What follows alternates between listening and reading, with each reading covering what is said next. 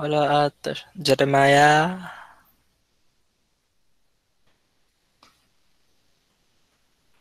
Naku pa.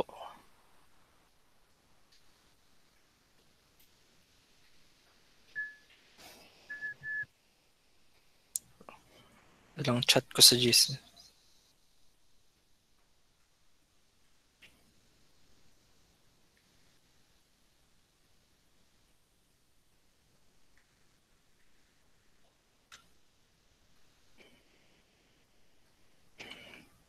Tawagin ko.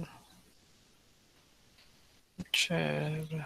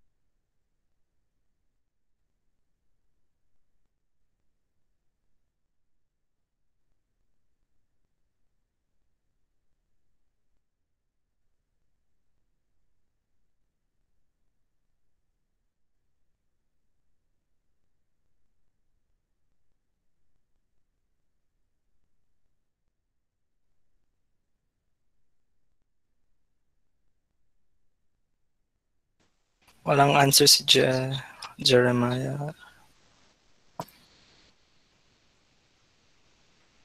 Wala bang pwede mag-take ng part niya muna, temporary?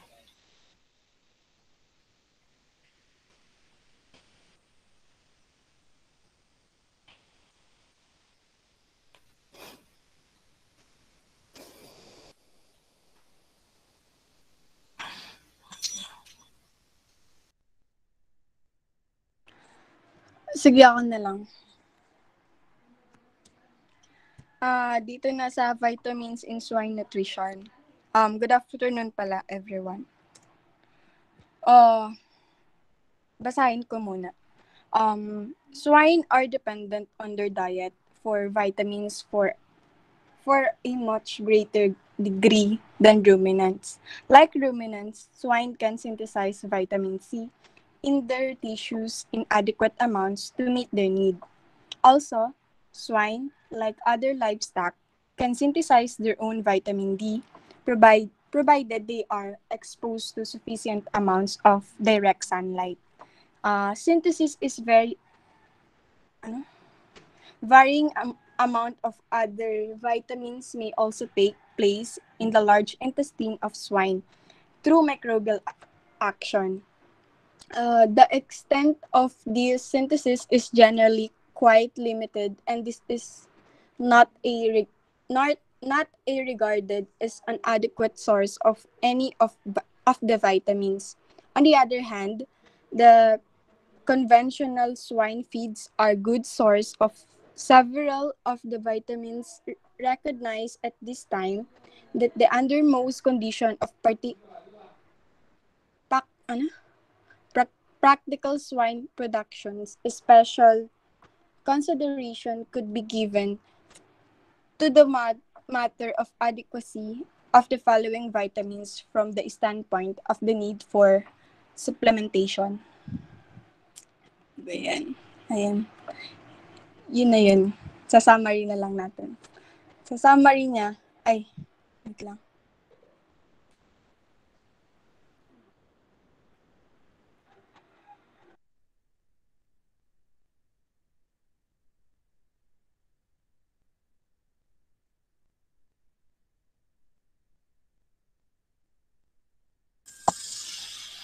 Take over muna kaya sa part ni Jeremiah. Ay. Sige, tuloy ko na po na sa summary na.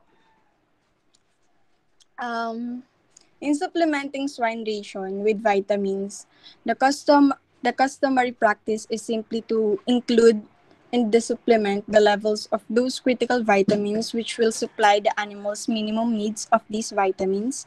Any of these vitamins which are present in the feeds are over and above the animal's needs and simply serve as the margin of safety. While excess of vitamins serve no useful purpose, they are not harmful in reasonable amounts. Large excess may be toxic. Ano ba to? Yun na po yung summary.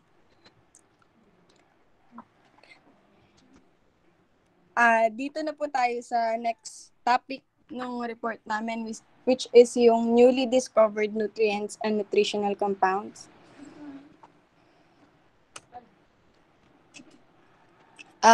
According to Grace Opadointona, 2018, the study reviews the current and future trends in the improvements being made in livestock nutrition and feed resources.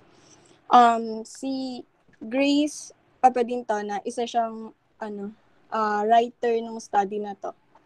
Nakalagay doon sa study nila na there had been continuous improvements in global livestock production for the past decades. Dito sabi, most of the improvements have been in response to increasing human population, urbanization, income growth, production system efficiency, and environmental sustainability. To meet up with the increasing global demands for livestock products was the role and earmark to be played by animal nutritionists in a manner that there would be optimization of feed efficiency to achieve more livestock products from less feed. Explanation, kasi nga po, di ba, tumataas yung population natin, kaya naman tumataas din yung demand sa essential food na kailangan natin. Nasabi din dito na para ma-meet yung patuloy na pagtaas ng demand ng livestock products, malaki yung gagampanin ng mga animal nutritionists. Ito ay para ma-maintain yung efficiency to at ma-achieve na makapag-produce sila ng madami pang livestock products from less feed. Alam naman natin na yung feed kasi, yun yung pinaka-importanting input sa lahat ng livestock production system in terms of cost and availability of low price, di ba? Tapos, based in research, hindi na daw makakayang masustain yung higher production kapag nag-stay pa rin tayo dun sa conventional methods or yung traditional methods sa livestock improvements. Kaya naman kadalasan nilang pinapromote na yung paggamit ng mga bagong intensive techniques, including yung biotechnology para ma-expand pa yung productivity. Ito. There has been the development and adoption of biotechnological applications such as the feeding of genetically modified plants and the use of in-feed additives such as antibiotics. Ang paggamit kasi ng modern biotechnology ay may potential siya para makapag-provide ng mga new methods para ma-achieve and ma-enhance yung livestock productivity. In ways din para maibsan yung poverty, makapag-promote ng food security, nutrition, and also ma-promote din yung sustainability use of natural resources. Itong table sa screen, nagpapakita siya ng reported and summarized application of biotechnology in animal nutrition. Dito, makikita yung bagong na-discover na sangkap, which is yung single-cell protein and yeast protein. Ang main aim ay para makapag-manufacture ng microbial proteins. Ito ay bilang bagong pagkukuhanan ng feeds para maging source sa animal feeding. Pwede rin daw itong isama dun sa ration of livestock para ma-upgrade yung crude protein content of the ration. Tapos, yung function niyan, nandyan naman, to serve as new feed sources in the form of microbial proteins for livestock feeding. Next na nabanggit din doon is yung genetically engineered and forage crops. Itong genetically modified using recombinant DNA technology. Ito ay may objective na ma-introduce or para ma-enhance yung desirable characteristics sa plants or kaya yung naman seed use. Tapos, nandiyan din yung function niya to reduce the levels of antinutrients in forage and other feedstuffs, enhance nutrition. And yung last na nasabi is yung feed additives. Yung madaming feed additives dyan na application. Pero, feed additives kasi pwede rin siyang idagdag para sa effectiveness of nutrients. And sila ay nag-exert ng efforts sa guts or on the gut cell walls ng mga animals. Ginagamit yung mga ito para sa purpose na ma-improve or ma-promote yung animal growth through their effect in increasing feed quality and palatability. And also, feed additives ay pwedeng makatulong to make animal products to be more homogeneous and of better quality. Ayan. Dito na tayo sa next slide. In the past decades, the livestock feed industry has been centered on the use of antibiotics as livestock growth promoters. However, there has also been the negative development of microbial antibiotic resistance, with various countries promulgating laws and regulations to ban and discourage in-feed antibiotic applications in the livestock feed industry.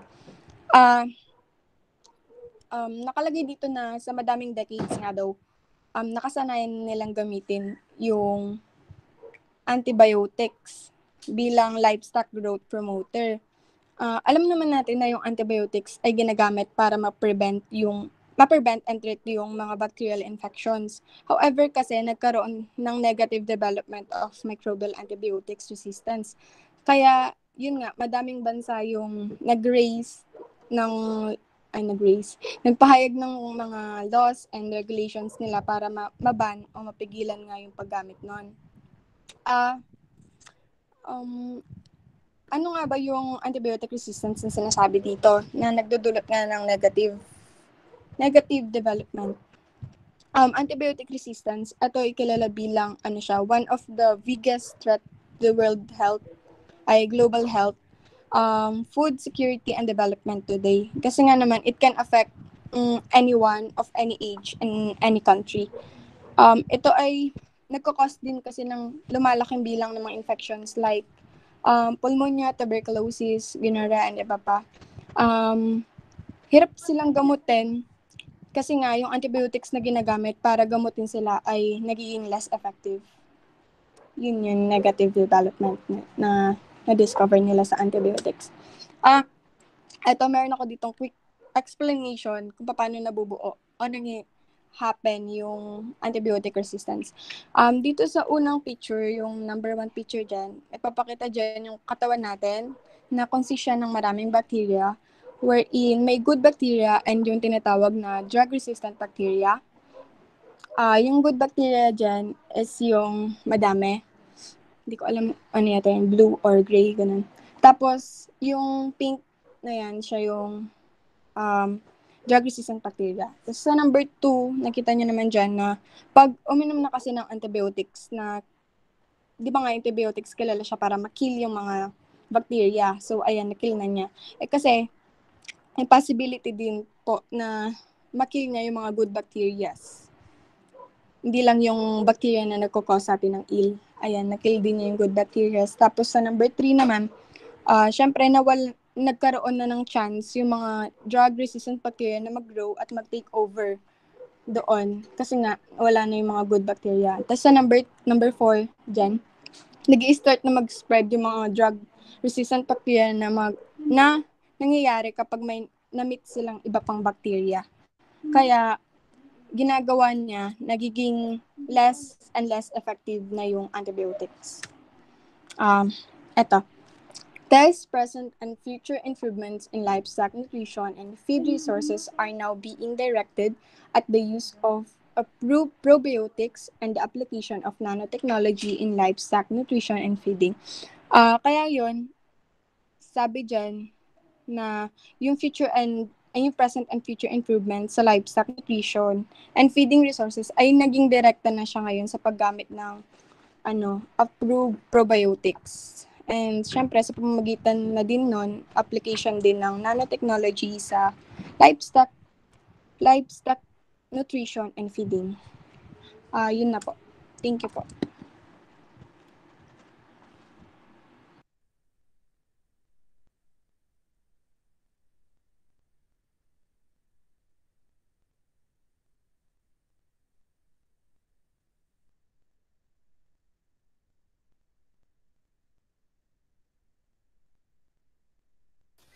Done na kayo? Mm-mm. Next reporter. And papost na lang sa yung PowerPoint niyo sa Google Class. Sige ko.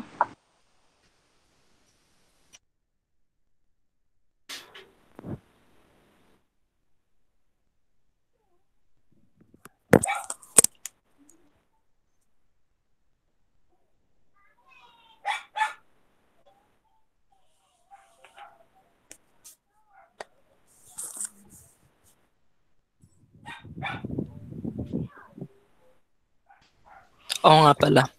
Yung mga yung groupmates ng current reporter, mag-on kayo ng cam para malaman ko sino yung mga reporters.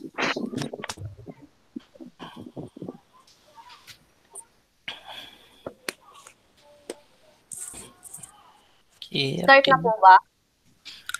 Sige.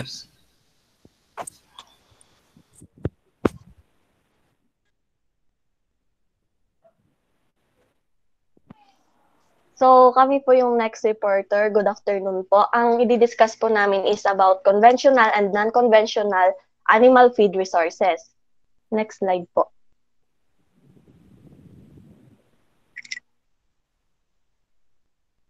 So, conventional feeds. Conventional feeds can contain grains that have been genetically modified to accept the highest levels of pesticides and herbicides.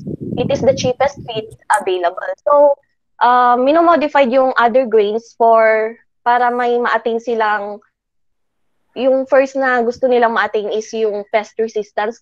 Kung naaalala nyo pa rin nung first year tayo, di ba?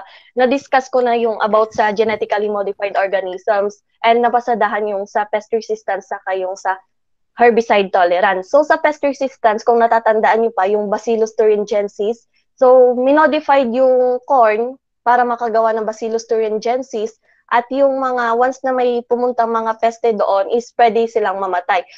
Pero sa animal, kapag na-consume yun ng animals, like yung manok, kasi commonly for manok talaga daw tong BT corn, walang epekto yon. Kumbaga sa pest lang talaga, pwedeng mamatay yung pest once na nakagatan nila yung BT corn na yon. So, others na pest resistance na genetically modified is yung poisonous cabbage. Yung poisonous cabbage, kumuha sila ng venom sa scorpion, then in-inject nila sa may cabbage. Then, yun nga, so katulad nung sa BT corn, once na pumunta yung mga pest doon and kumuha or kumagat sila doon, pwede silang mamatay. Pero kapag sa tao, walang effect yun kasi nga 'di ba niluluto pa natin. So, sabi ng mga expert is pwede daw mamatay daw yung venom na kumakagat dito mamatay yung venom na nasa mismong cabbage. So, yung sa herbicide tolerance naman is yung dito sa Philippines, meron tayong tinatawag na Roundup Ready crops. So, yung Roundup Ready crops naman na to is mainly meron silang soybeans, corns, and even wheat ata.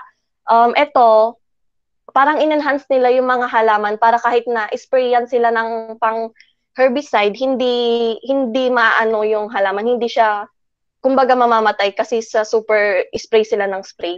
So, yon. So, yung other na ginagawa nila na pag-modified is for production, medicine, and sometimes minomodified na din nila yung animals para mas mapaganda nila Yun, yung mga hayop. So, dumako tayo sa concentrates. Concentrates is livestock feeds that contain less 18% crude fiber when dry. There are two types of concentrates. First is protein supplements. It is a livestock feeds that contain 20% or more protein. Samantalang yung energy feeds naman is livestock feeds with less than 20% crude protein. So, yung mga example ng concentrates is ito yung different grains, yung wheat grains, beya, maize, saka marami pang iba. So, next slide po. So, cereal grains. Cereals are member of the grass family Graminae. Grains are edible seeds, thus cereal grains are the seeds cultivated grasses. They are the primary energy sources for humans and non-ruminant animals. Swine and poultry production is based on cereal grain diets. Approximately 90% of the human plant food supply is derived from the following crops, listed in order of importance: wheat, rice, corn, potato, barley, sweet potato, cassava, soybean, oat, sorghum, and millet. Wheat, rice, and corn make up about 75% of the total world grain production. So, itong cereal grain na part na to is parang self-explanatory naman na nandyan naman na lahat na yung cereal grains daw is yun yung parang pinaka-primary energy sources ng sa tao and even sa mga non-ruminant animals. So, yung swine and even yung poultry is nakabase sila sa cereal grain diets. So, yung parang dito sa Pilipinas, yung pinakakilalang grains dito sa Philippines is yung wheat, rice, and corn. So, next slide po. So, corn scientific name Zea mays, is the world's most important feed grain for a number of good reasons, relating to both its agronomic features and nutritional value. Corn can produce more energy per acre than any other cereal grain. The basic reasons for this is related to the plant's biochemistry. There are at least 7 types of corns, including dent, flint, flour, pops, sweet, waxy, and pod corn. So, yung corn, very nutritious siya, kaya naman siya yung world's most important feed grain. Nagpro-provide kasi siya ng fiber, tapos folate, thiamine, phosphorus, vitamin C, saka magnesium na na-discuss ng previous groups kung ano yung mga yon. So, may 7 types ng corns. First one is yung dent corn. So, yung dent corn, kilala siya sa tawag na field corn. Itong dent corn na to is high starch siya, pero low sugar content. Meaning, hindi siya yung kinakain natin na, alam niyo yung nilingta na mais. Yung ano kasi hindi ko maalala yung Tagalog. Hindi to yung karaniwang nililingta natin. Kasi once na ito yung nilingta natin, hindi siya yung matamis katulad ng karaniwang kinakain natin. Kasi nga, low sugar content siya. So, itong dent corn na to is hindi naman kasi talaga pang ganun. Hindi talaga siya pangkain na as in ganun. So, ito is ginagamit siya as grain in products like chips and even masa. Yung masa is, yun yung corn flour para makagawa ng corn tortillas. So, next one is yung flint corn naman. Yung flint corn, kilala siya sa tawag na calico corn or India corn. So, itong flint corn, mas matigas siya sa dent corn. So, itong flint corn na to, kung nakakita na kayo ng corn ng popcorn, ganun siya katigas. So, itong flint corn, meron siyang high nutrient value. So, sa ibang countries, itong flint corn na to, ginagawa siyang popcorn. So, next na corn is yung flour corn. So, from the word itself, ginagamit siya para makagawa ng flour. Then, pang-apat is yung popcorn. Yun nga, yung popcorn, it is a type of flint corn. So, ibig sabihin, matigas din siya. Pero, unique siya sa shape and iba din yung papability niya compare sa flint corn. So, kahit na type siya ng flint corn, sa ibang countries kasi, ang ginagamit nila para makagawa ng popcorn is yung flint corn. Pero, sa other countries din, itong corn na talaga na to, yung popcorn talaga mismo. Then, next is yung sweet corn. Ito na yung karaniwang kinakain natin, yung matamis na lagi natin binibili, tas nililingta natin. So, ito kasi may high sugar content siya, kaya ito yung kadalasang kinakain natin. Then, next one is yung waxy corn. Waxy corn is, kilala siya sa tawag na glutinous corn. So, ito, glutinous corn, malagkit siya. So, once na niluto or kaya, siya ay malagkit siya. minsan nata ginagawa din siyang glutinous flour. So, next is yung pod corn. So, itong pod corn, hindi siya for human consumption or animal consumption. Itong pod corn na to is ginagamit as ornamental purposes.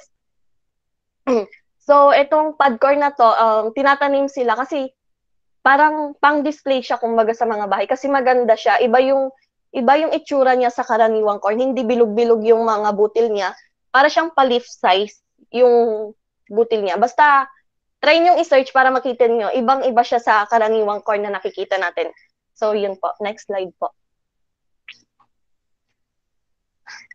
So, nasa corn pa rin tayo. Corn has the C4 photosynthetic pathway. These C4 plants have a tropical origin and are inherently more productive than plants with the C3 pathway. They utilize solar energy with higher efficiency than C3 plants. So, in a given environment, they can synthesize more carbohydrates photosynthate. So, yung C4, sila yung first product ng photosynthetic reactions, meaning sila yung compounds na may 4 carbon atoms. Like yung oxaloacetic, malic, aspartic acid. So, sila yung mga C4 plants. While yung C3 plants naman is sila yung plants na mayroon lang 3 carbon atoms. Like yung phosphoglyceric acid. So, yung corn, C4 plant siya, kaya naman mas tolerant siya sa high temperatures kasi nga, yung C4 plants is, yun nga, more high tolerance sa mga may init na lugar. Yung C4 plants then is commonly gumagamit lang sila ng carbon dioxide and water as in lagi, yun lang talaga. Then, gumagamit din sila ng nitrogen for dry matter accumulation with at least twice the efficiency of C3 plants at all levels of fertilizer application. So, sa biochemical reasons naman, yung corn more productive siya sa any grains, yung mga nabanggit na grains kanina, more productive daw yung corn kasi nga yung pagiging C4 plant pa lang ng corn is na-explain niya na kung bakit siya mas mataas kumbaga sa other grains. So, microbes ferments the starch anaerobically, producing organic acids, the volatile fatty acids. The principal volatile fatty acid produced from the fermentation of corn is propionic acid. It is absorbed directly from the rumen and utilized in carbohydrate metabolism. So, yung main absorbed energy ng ruminants is volatile fatty acid. So, magkaiba sa tao and sa ruminants. So, sa tao kasi, di ba, ang main absorbed energy ng sa tao is glucose, while dun sa mga ruminants is ito nga, volatile fatty acids. So, corn grain has low protein content ranging from approximately 8 to 10%, but is an excellent energy source. The poor protein quality of corn is due to the fact that it has high content of zein. It is a type of protein called prolamine. So, yung prolamine, mayroon siyang very low lysine content na naglalak kasi siya ng tryptophan. So, yung tryptophan it is an essential amino acid. So, yung tryptophan kasi is for maintenance ng mga proteins. Kaya naglalak yung corn ng protein kasi nga, onti lang yung naproproduce niyang tryptophan. So, yun po. Next slide.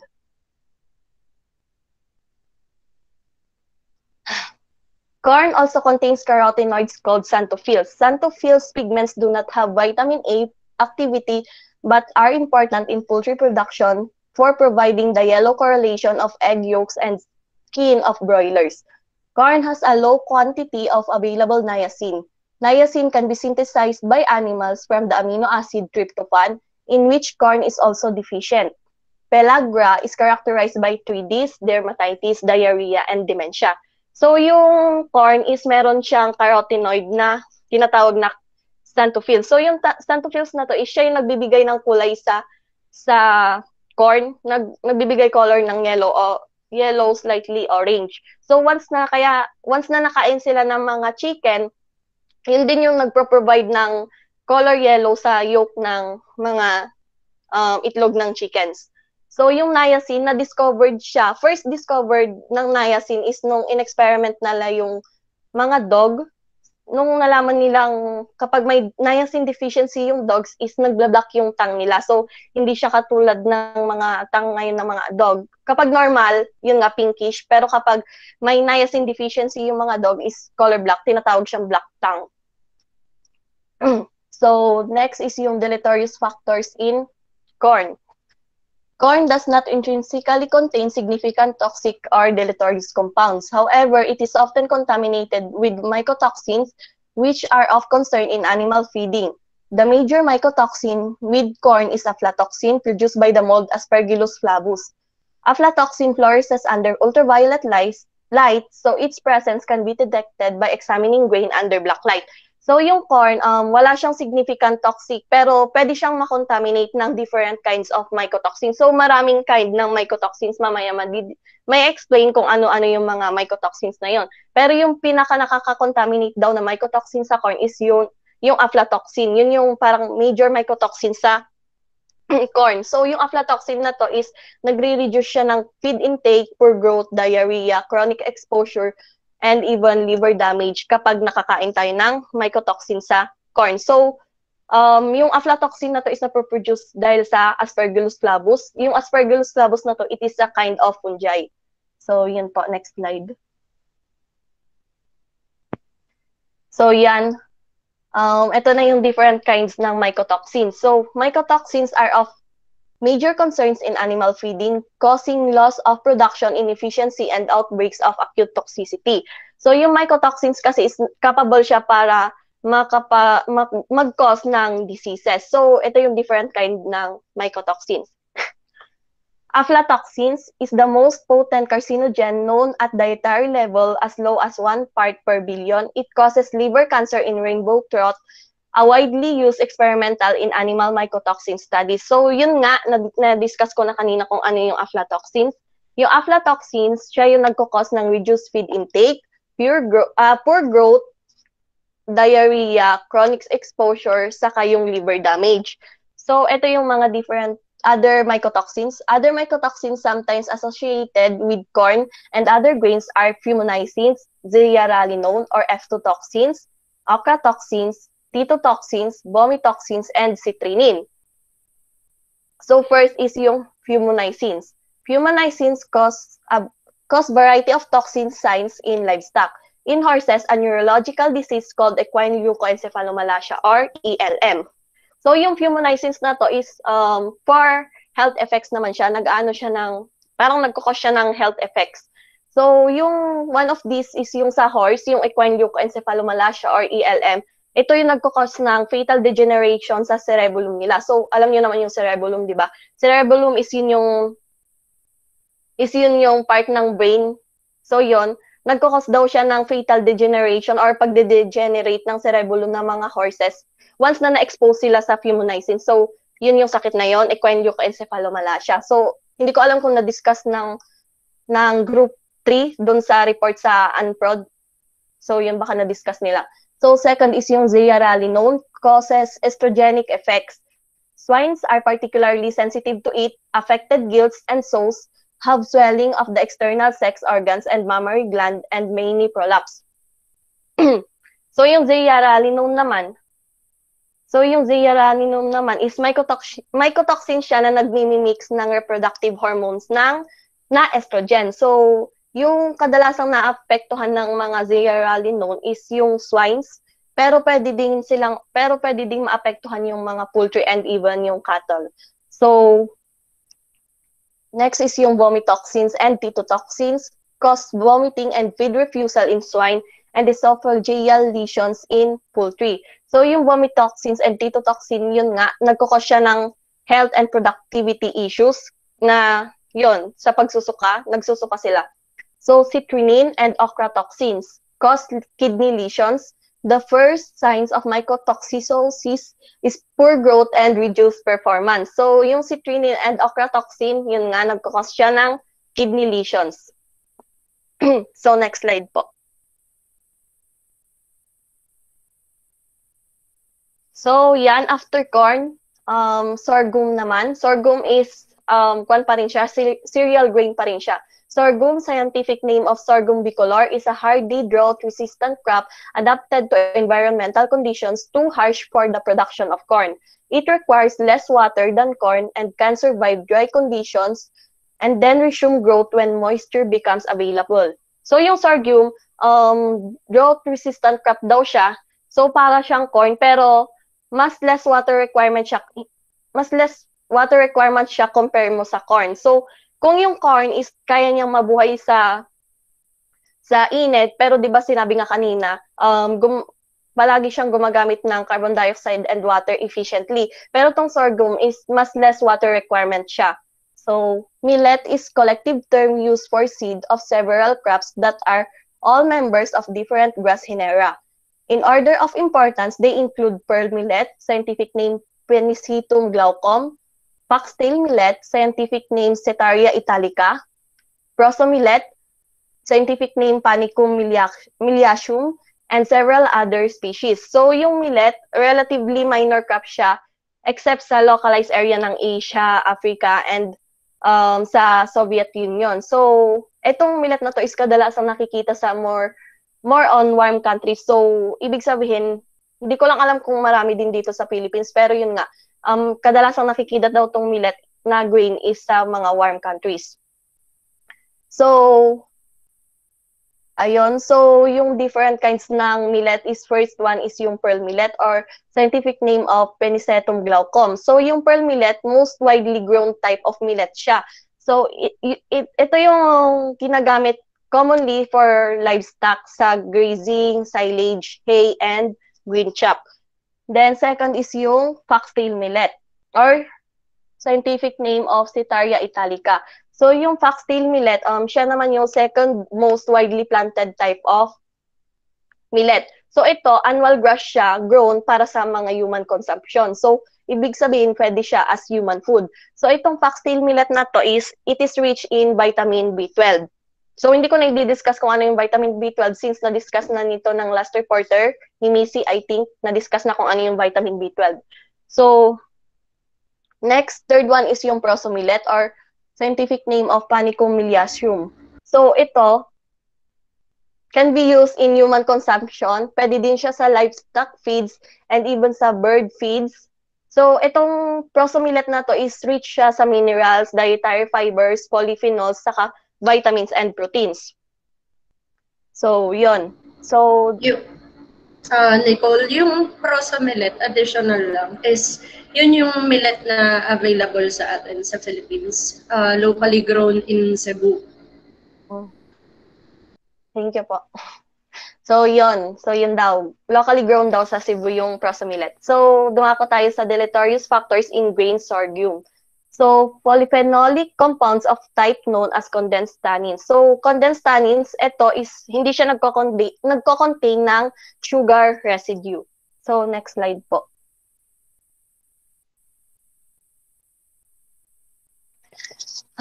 So, wheat. Wheat is the world's most important crop. It is grown primarily for human consumption and it is preferred grain of most societies. Wheat belongs to the genus Triticum. There are numerous species. However, only 3 are of commercial significance. These are Triticum durum, common name durum, Triticum compactum, common name club wheat, and Triticum aestivum, common name common bread wheat. Minor species include Triticum spelta, common name spelt, and Triticum dicoccum, common name emmer. So, yung wheat, siya yung most preferred grain sa baking, and even sa paggawa ng bread and other products na ginagamitan ng flour such as yung cookies, cakes, saka pasta products like macaroni, spaghetti, saka other noodles. So, yung second naman is yung Triticum durum or durum. Yung durum wheat, kilala din siya sa tawag na pasta wheat or macaroni wheat. So, ito yung second most common cultivated wheat. Itong durum wheat na to, pwede din siya sa bread baking. So, yun nga. Pero mas ginagamit kasi itong durum wheat na to para sa paggawa ng pasta.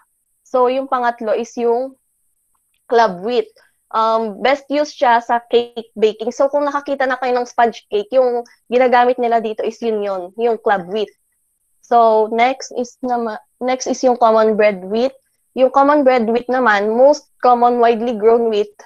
Ito yung pinaka common widely grown wheat, and ito yung ginagamit sa paggawa ng white bread and pastries, pasta, and even sa pizza.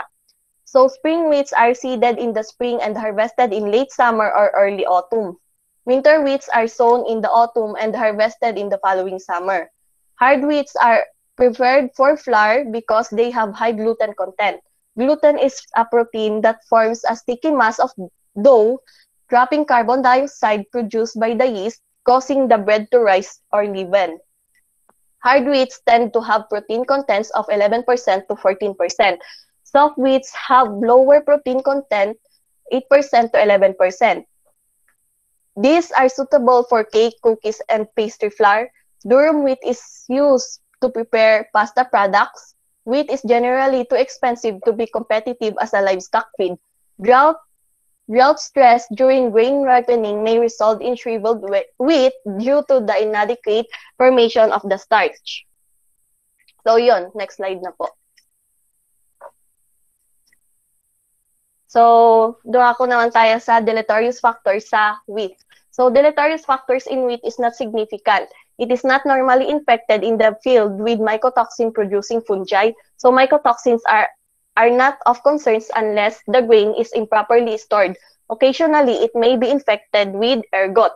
So, yun, hindi siya, katulad ng sa corn, hindi siya nako-contaminate ng mycotoxins, pero meron siya tinatawag na ergot. So, yung ergot, high risk to ng poisoning. So, yung ergot poisoning kasi, pwede siya mag-progress sa gangrene, vision problems, and even confusions, spasms, convulsions, unconsciousness, and pwede din daw ikamatay kapag once na nakakain ng ergot. So, for ruminants, lactic acidosis is more common with wheat-based diets than with other grains because of the rapid fermentation rate in the rumen. Wheat contains some non-starch polysaccharides, NSP, such as pentosans. So, yung pentosans, kung naalala nyo sa chemistry, di ba, yung pentosans is 5 carbon-containing compounds, yung monodietary tetrapenta. So, yung pentosans, 5 carbon-containing compounds yon. Pinaalala ko lang. So, which are poorly digested in non-ruminants and especially in poultry. The pentosans are composed of sugar with 5 carbons, yun nga, pentose. Our major pentosans in wheat are silans, composed of the pentose sugar called xylose. Wheat also contains arabinosilans containing the pentose, arabinose, and xylose. The gluten proteins in wheat become sticky when moist. For this reason, wheat and wheat byproducts improve pellet quality. The glutens cause the ingredients to stick together in the stem pelleting process. So, yun po. Next slide na lang po. So, another cereal grain, yung barley. So, barley, scientific name of Sorghum vulgare, ranks fourth among world's crops. So, barley is grown primarily for two purposes, for malting and for feed. Malt is produced by soaking barley to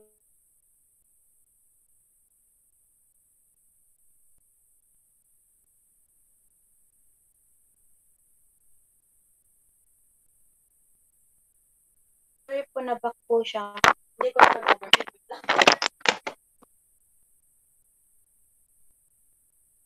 Nag-overheat po. Pwedeng paintay daw po.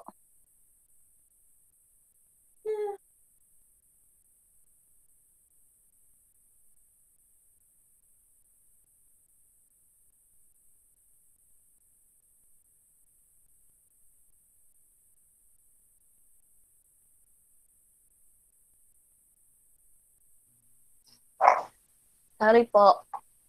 Nabak po. So, yun. Ulitin ko na lang. Barley, scientific name, Sorghum vulgare, ranks fourth among world's crops. Barley is grown primarily for two purposes. So, first one is malting. Malting and for feed. Malt is produced by soaking barley to initiate germination. After the grain sprouts, germination is stopped by kiln drying. The product, dried malt, is then mixed with unmalted grain, cooked, drained, and the liquid cooked with hops. It is then fermented with produced beer. The spent grains are used as wet or dried brewer's grain for feed. So yun, yung barley grown siya sa temperate climate. So meaning limited lang siya kung makita dito kasi hindi naman tayo temperate climate. So yung barley nagpo-provide siya ng fiber, vitamins and minerals. So yun nga sinabi diyan, may two purpose yung barley. First one is yung malting. So yung malting ginagamit siya for beer, liquor, malted milk, and even sa flavorings ng mga variety of foods. Second purpose naman niya is for feed. So, pwede siyang feed for livestock feed. So, yun. So, barley contains water-soluble carbohydrates called beta-glucans, which are poorly digested and thus lower the digestible energy content. This is particularly true in poultry and to a lesser extent in swine. Animals do not secrete glucaneses to break the bonds, so they cannot digest beta-glucans. In poultry, the hygroscopic nature of glucans makes the excreta wet and sticky, causing management problems. Barley is superior to corn in its protein content and quality. Barley normally ranges from 11 to 13% crude protein. High lysine genes in barley have been identified. One high lysine barley is called Hiproli, but it has a lower prolamine, hordein content regular barley. So, next slide po. Oops. So, oats, cereal grain pa rin tong oats. Oats, scientific name of Avena sativa, is a minor grain and is likely to become even less important as feedstock for animals. The importance of grains as sources of energy rather than proteins is obvious when considering oats. Oats have the highest protein content and quality of any cereal grains. They are of low importance simply because the yield of energy per acre is much lower than for other grains. Oats are the only cereal grains resistant to the disease, and when grown in rotation with wheat, help to break the take-all growth cycle. Oats are low-energy grain because of their low starch and high fiber content. The hull of oats can be mechanically separated, in which case remaining grain is referred to as oat growth. So, yung oats, very nutritious siya. Yung oats, siya yung highest protein content compared sa lahat ng grains na nabanggit ko kanina. So, ano na yun? So, yung oats, siya din yung only cereal grain na resistant sa diseases. So, yung oats, rich din siya sa antioxidants. Like yung barley, yung oats, nagko-contain din siya ng beta-glucans. So, next slide po. Kuya Rai.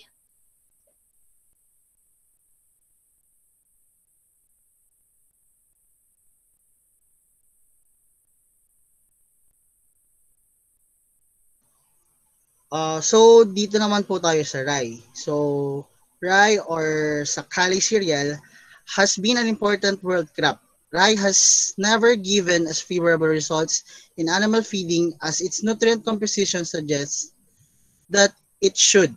Numerous deleterious factors have been suggested as being responsible for this, including alkyl resorcinols, ergo, pectins, pentosans, and water-soluble glucan like gums. So, rye is a common cereal in colder climates. So, during colder climates, sila lang yung usually na strong sa lamig. Sana all strong. Pero, it is not widely used na crops kasi meron siyang mga certain anti-nutritional factors. So, during winter, hirap yung mga grasses na tumubo. So, ito lang yung mga availability. Si rye, yun lang yung available kaya yun lang yung pinapakain nila. Pero, hindi nila usually ginagamit kapag kapag kailangan lang talaga or wala nang ibang available. So, Rye contains higher levels of anti-nutritional factors compared to wheat.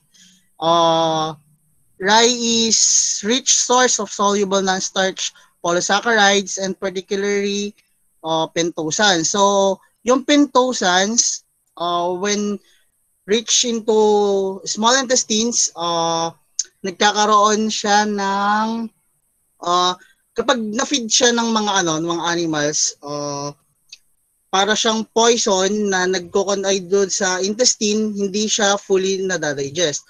So ang ginagawa usually ng mga farmers, ginagawa nila dinadagdagan nila ng certain enzymes para ma-correct ito. So alkyl resorcinols are phenolic compounds found in the most cereal grains with the highest concentration in rye and triticale yun. So, rye is well known for its susceptibility to ergo infection. So, nabanggit nga ni Nicole kanina kung ano yung ergo. So, ergo alkaloids are produced by claviceps fungi which infect grains and grasses. Ergotism was at one time a major public health problem in Europe because of ergot contaminated rye bread. In livestock and poultry, it causes gangrene of the extremities such as hooves, legs, tails, ears, tips, comen, etc. Also, reduced weight gains and feed efficiency, absorption, and agalactia or yung lack of milk production in swine. And convulsions and other neurological effects. So, maging problem nga to noon kasi yun nga dahil sa ergotism. Yung ergotism para siyang pagka-poison, hindi siya parang pagka-poison talaga. And yun nga, ina-affect niya yung mga So, hindi siya usually ini-introduce. Pero as of now daw, yung rye, meron na silang nagawa na hybrid na rye para mas maging strong siya in certain na mga sakit. Pero hindi pa din talaga siya totally nawawala. So kailangan pa rin talaga mag-ingat sa kanya. Then pectins are a group of polysaccharides that function as intracellular cement in the plant tissues.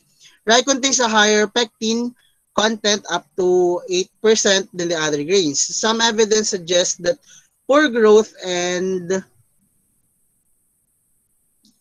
next slide po.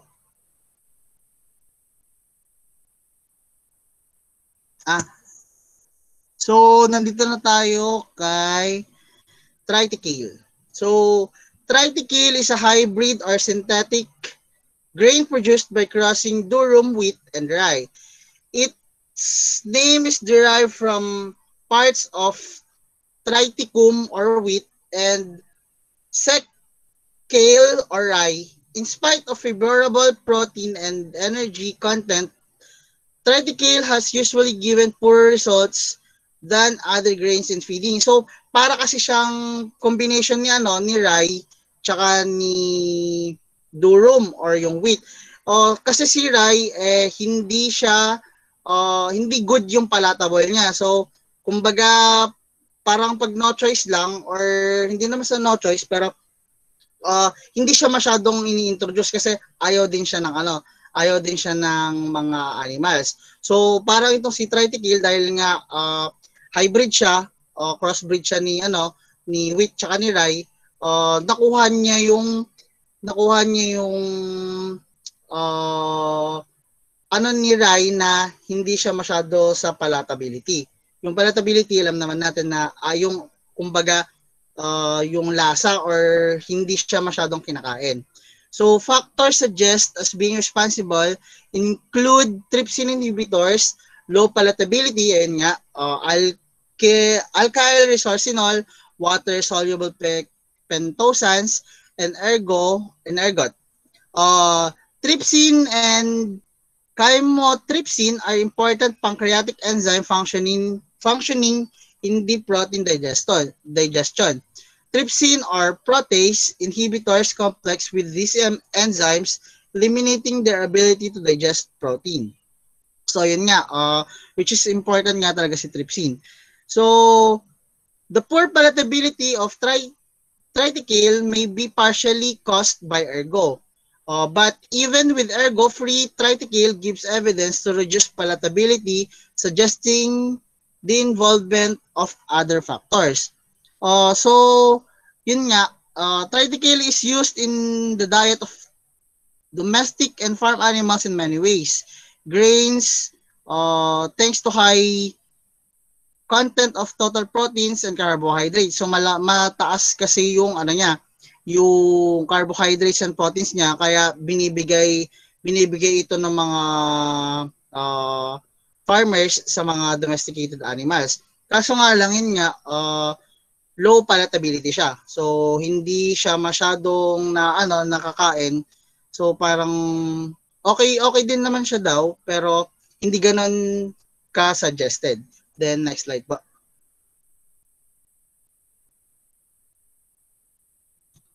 So rice or Oryza sativa is a major food grain for millions of people in the tropics, particularly in Asia. It is grown almost exclusively as a human food, but ginagamit nga rin natin for animal feed. So, isa na dyan yung rice hulls are high in silica and are abrasive to both feed meal equipment and the digestive tract. Wild rice or Zizana aquatic, yun yung usually na ginogrown like here in the Philippines, is an aquatic annual grass native to North America. It is not a member of the rice family, but is named because it grows in water. And also ginagamit din si rice, hindi lang si rice hulls, kundi yung broken rice din, or yung kapag si Ilocano, yung iba yung pagpag, yan ginagamit din for kasi nga high protein siya. And yung palatability niya is also good, energy rich and easily used feed. It is feed to all classes of livestock, and it is particularly valuable in monogastric diets as it contains less fiber and less alpha toxins than other grains. Next slide po. So other grains, teff or Eragrostis. Paano basahin to, Nicole? Po. Paano basahin? Eragrostis Abyssinica. Okay, thank you, Nicole. Is an important cereal grain in Ethiopia. Teff is adapted to dry areas with a short rainy season. The straw is used as a livestock feed. So si teff,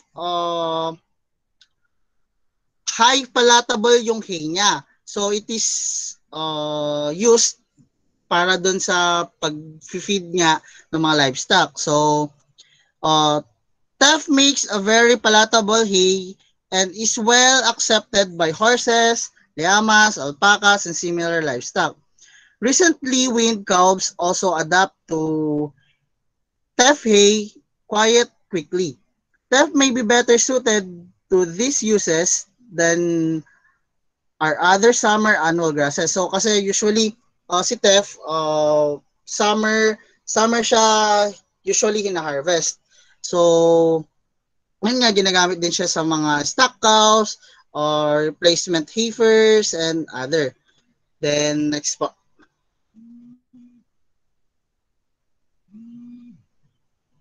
So dito naman tayo sa other grains, buckwheat.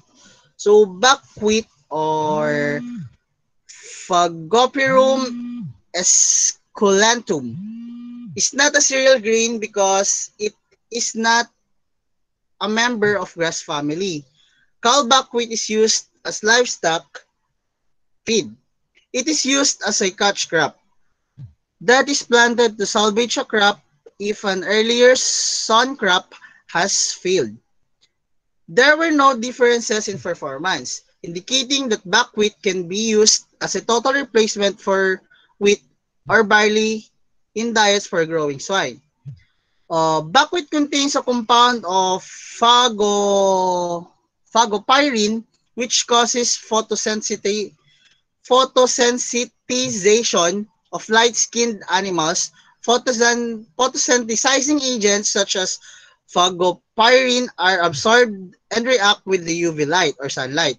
To produce severe skin lesions, dark melanin pigments block the UV light, so it is only areas with light skin and hair that are affected. Animals feed buckwheat may develop photosensitization and should be housed without exposure to sunlight if possible. So si buckwheat ginagamit din siya pero with uh, extra precautions or hindi kasi siya usually ginagamit siya pero usually yung mga na-affect na animals yung mga may mga white skin like kunyari yung mga pigs, mga goats, mga ganun, yung mga may white pigments. Ang nangyayari sa kanila, animals with white skin are most severely affected. Black-skinned animals are not affected except for showing photophobia if the eyes are not pigmented. Initially, the non-pigmentation skin becomes reddened. So nagkakaroon nga ng pagka-red yung pagka-red nung skin niya, then severely pruritic, swollen and painful. Severe photosensitization results in serum radiation and necrosis of the skin.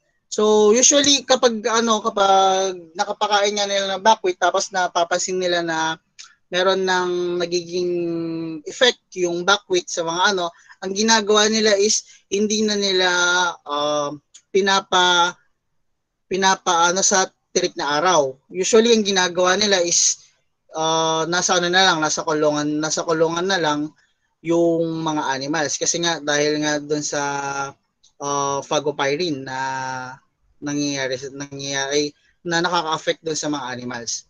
So next na po.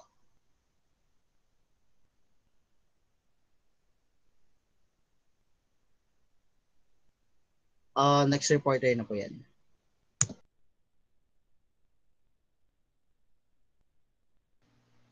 The other grains naman po is yung amaranth.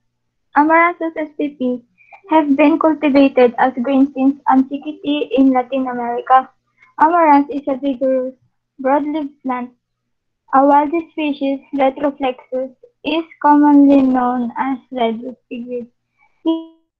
Yung amaranthus is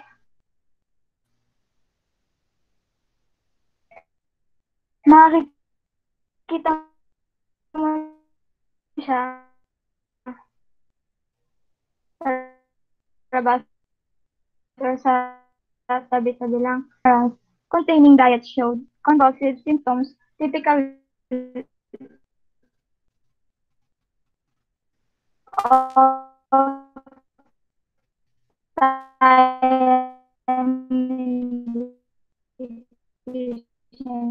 Risha Jen, putol-putol ka.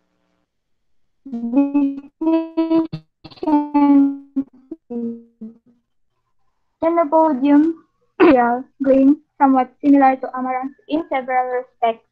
It's not textbook. Mahina signal.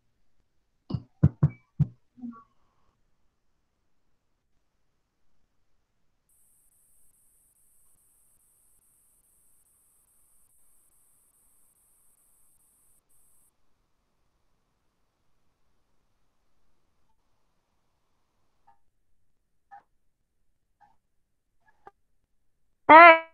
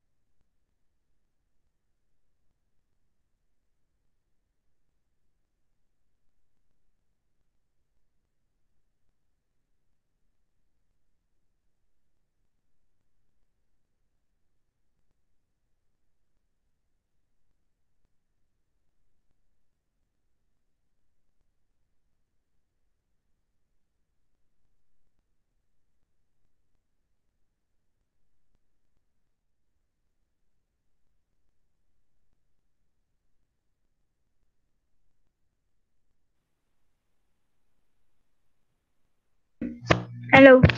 Putol-putol ka ba?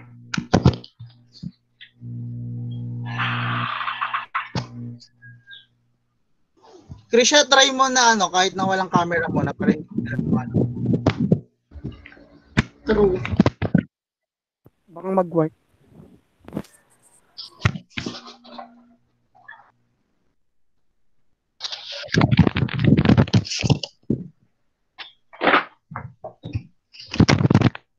Okay.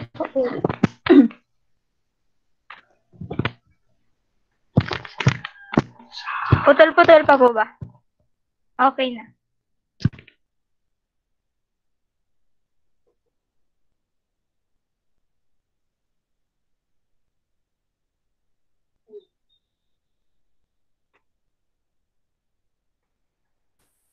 I think it's good na. Okay. Ulitin ko lang po. Amaranth or Amaranthus spp have been cultivated as grain since antiquity in Latin America. Amaranth is a vigorous, broad-leaved plant. A wild species, a retroflexus, is commonly known as redwood. Yung mga Amaranthus is nakikita sa labas or sa wild sa gilid-gilid. Yung example niya is yung kwantong, kung alam niyo yun, or yung spinach, colitis sabi niya. Tapos yung breadseed or yung loveless bleeding na halaman. Patayin mo ulit. Patayin mo. Basta.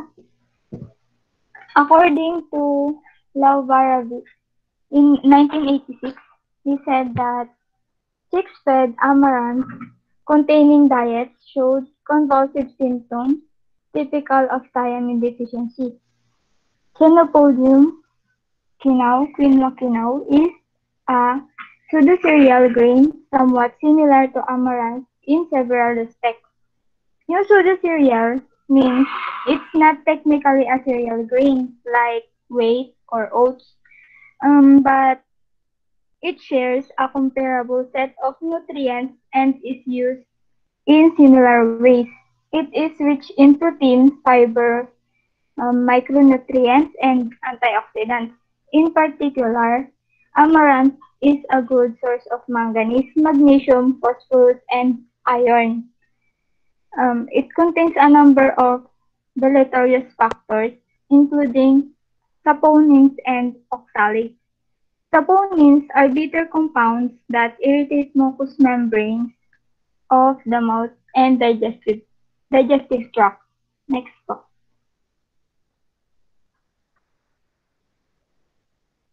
Wheat milling byproduct. Wheat bran consists of the outermost layer of the seeds along with some flour. Wheat bran is quite palatable and is well known for its ability to prevent constipation because of its swelling and holding capacities. A low calcium, high phosphorus ratio in the diet can provoke a condition called nutritional secondary hyperparathyroidism. Yung nutritional secondary hyperparathyroidism or NSHP is caused by not eating enough calcium or having too much phosphorus in the diet or lacking of vitamin D3. The high blood phosphorus levels stimulate parathyroid gland to increase secretion of parathyroid hormone or PTH. The mineralized fibrotic bone enlarges and referred to as big head in horses. In the past, it was often called Miller's disease. Yung Miller's disease, common siya sa horses owned by grain millers who provided their horses the bran byproduct of wheat milling. The disease characterized by enlargement of the facial bones and weakening of all other bones in the body. of the animal. Nagkakos siya by excessive mobilization of calcium from the skeleton under the influence of parathyroid hormone. Yung rice bran naman is kaya natin sa darak, tinatawag na darak or tuyo. In Indonesia and Thailand is a major ingredient of poultry and swine diet. It is a good source of B vitamins, protein, and amino acids. However, it also contains factors that promote rancidity, especially under warm, humid climate conditions that favors autooxidation. These include lipoxidases, which are enzymes that promote oxidation of unsaturated fatty acids.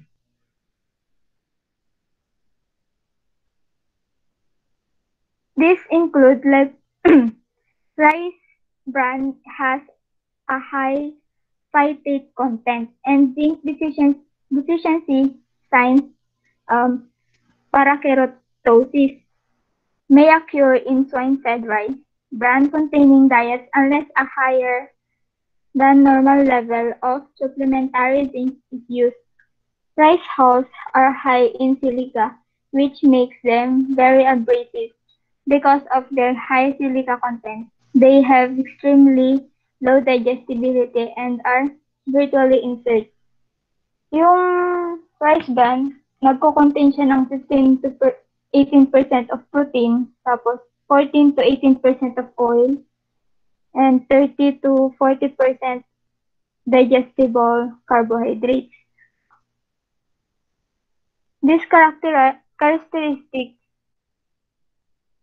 have limited the use of rice bran in poultry diet. A maximum of 10 to 20% lang yung recommended sa broiler. Tapos, depending on the geographic origin of the rice and the level of supplemental enzymes used. Next po.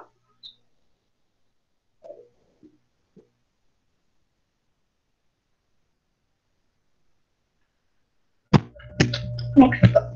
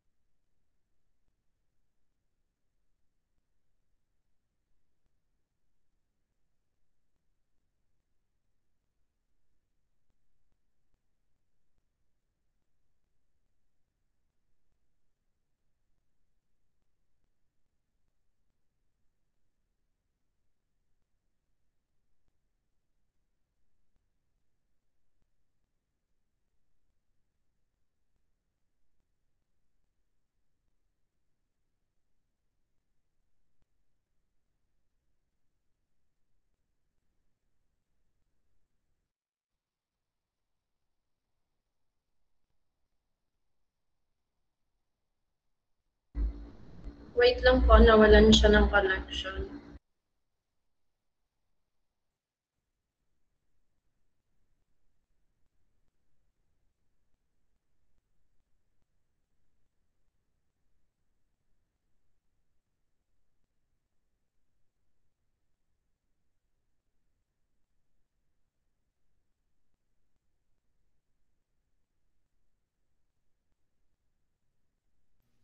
Sa may kasaba po.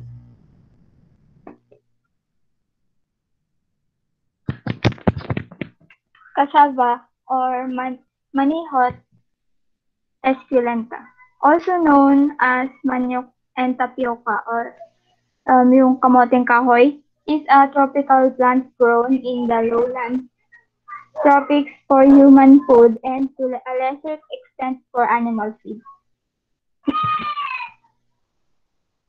Yung cassava is rich in calorie, that contains plenty of carbohydrates, and key vitamins and minerals.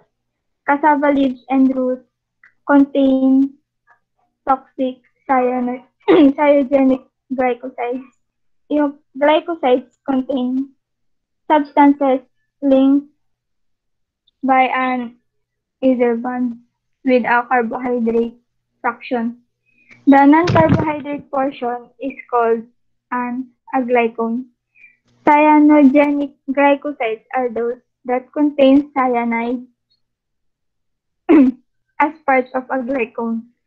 When they are metabolized, free cyanide, a deadly poison, is released. Cyanide is extremely toxic to cellular metabolism. Plants containing glycosides also contain enzymes to hydrolyze hydrolyze them, but in different compartments of the plant cell. The HCN is hydrocyanate or prussic acid. The ionic form is cyanide. Adequate processing of cassava will prevent acute cyanide poisoning. However, small amounts of residual cyanide remain. Methionine and vitamin B12 function in the detoxification and excretion of cyanide, so the requirements for these nutrients are relevant with cassava-based diets.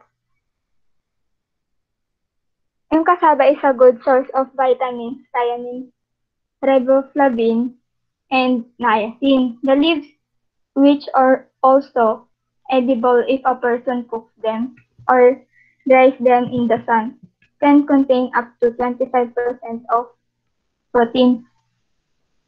Yung cassava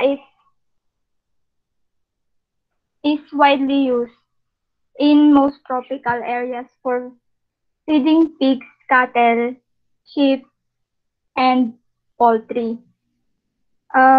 Yung pinapakain nila sa mga ruminant animals like cattle and sheep, binabalatan muna nila yung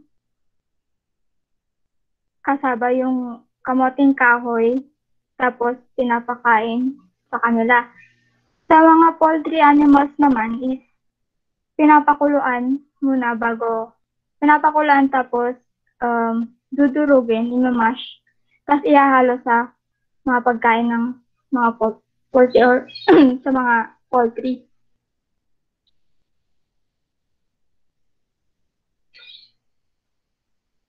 Cassava is often regarded as a poor person food and may be relegated to infertile soils where other crops are not productive. Dried cassava meal can be used to replace grain in high concentrate diets for cattle. Next po.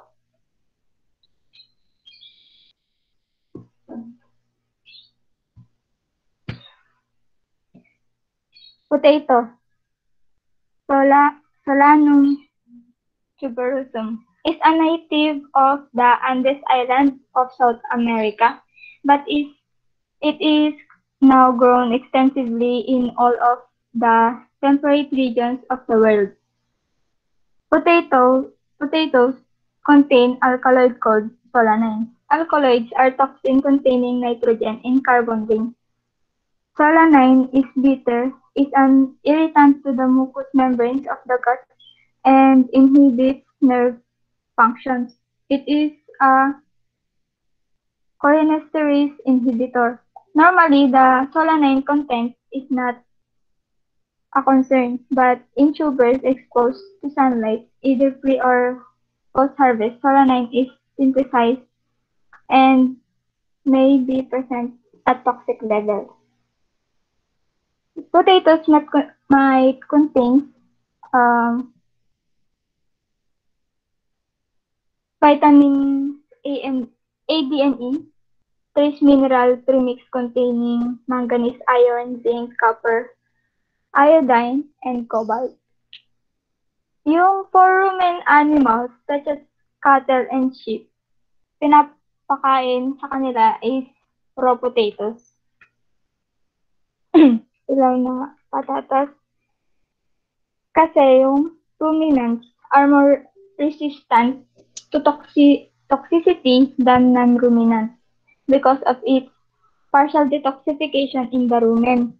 Para sa mga single stomach animals, kailangan pang iluto yung patatas or dinadry sa sun bago ipakain.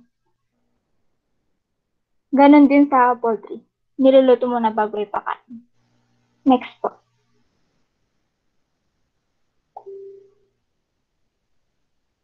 Molasses is product of the sugar refining industry. The molasses is sugarcane. The principal types are cane and beet molasses, refined from sugarcane and sugar beet. In molasses-based feeding system, a problem referred to as molasses toxicity may develop characterized by neurological defects such as incoordination of the body and blindness. May negative effects yung pagkain ng molasses sa mga hayop pag napasobrahan.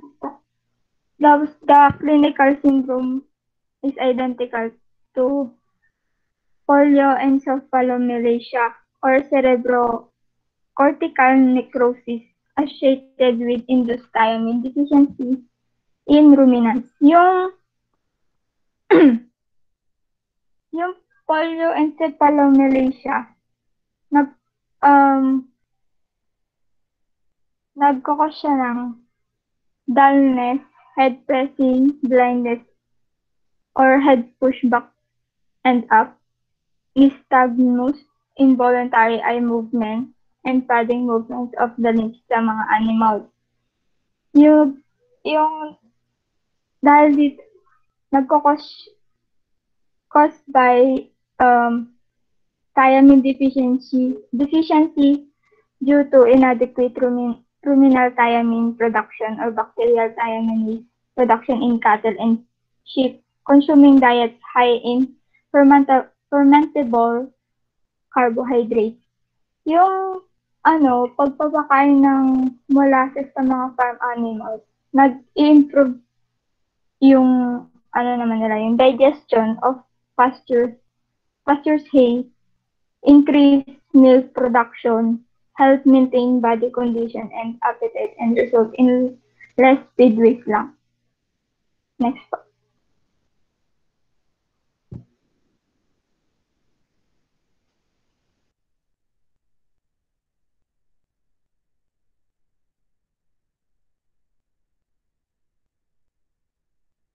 Next reporter po atin.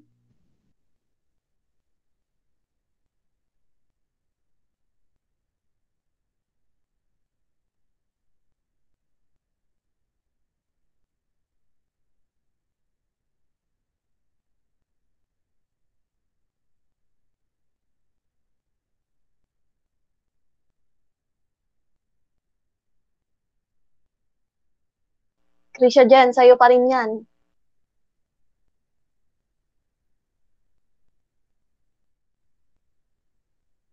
Hindi man. Ay, sa akin pa? Sa'yo pa rin yan. Ay, oo nga.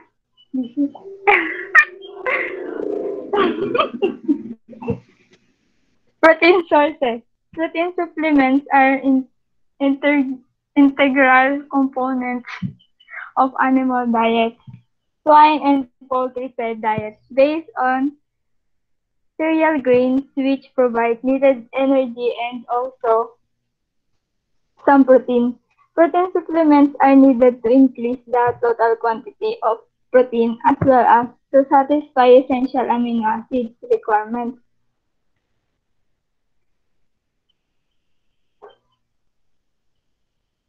For ruminants, amino acid needs are largely met by microbial synthesis in the rumen, so dietary protein quality is of less concern. In traditional sources na animal feed, ng protein sources include household food scraps and byproducts of food processing industries such as milling and brewing. Material remaining from milling oil crops like peanut, soy, and corn are important sources of fodder. Fodder. Yan. Yun po. Next na po.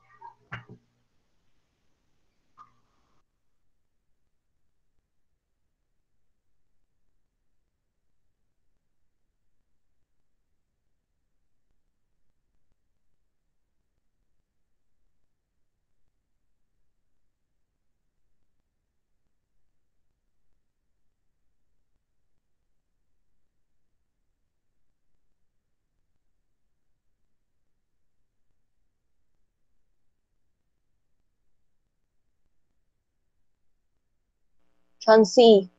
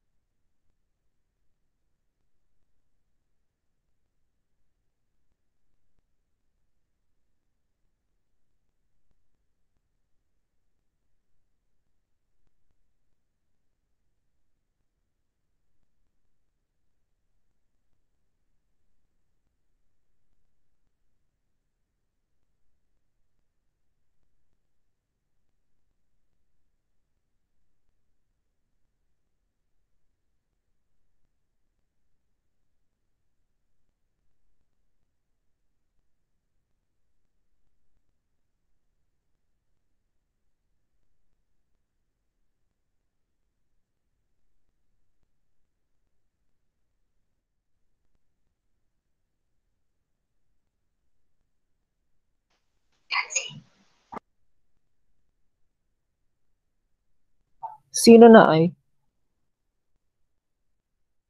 Si Chauncey po.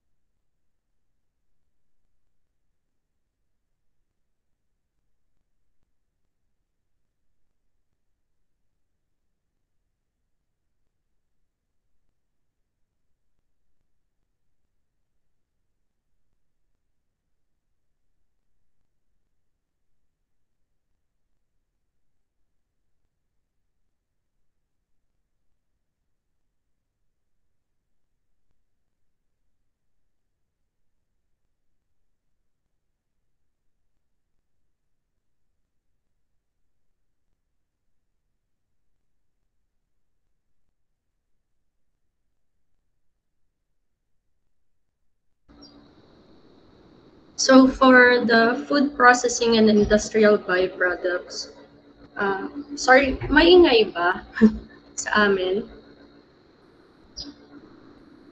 Hello? Hindi naman. Hindi naman po. Okay lang Hindi po masyado ate. maingay. Sige, thank you. So for food processing and industrial byproducts, you have at number one, oil seed meal.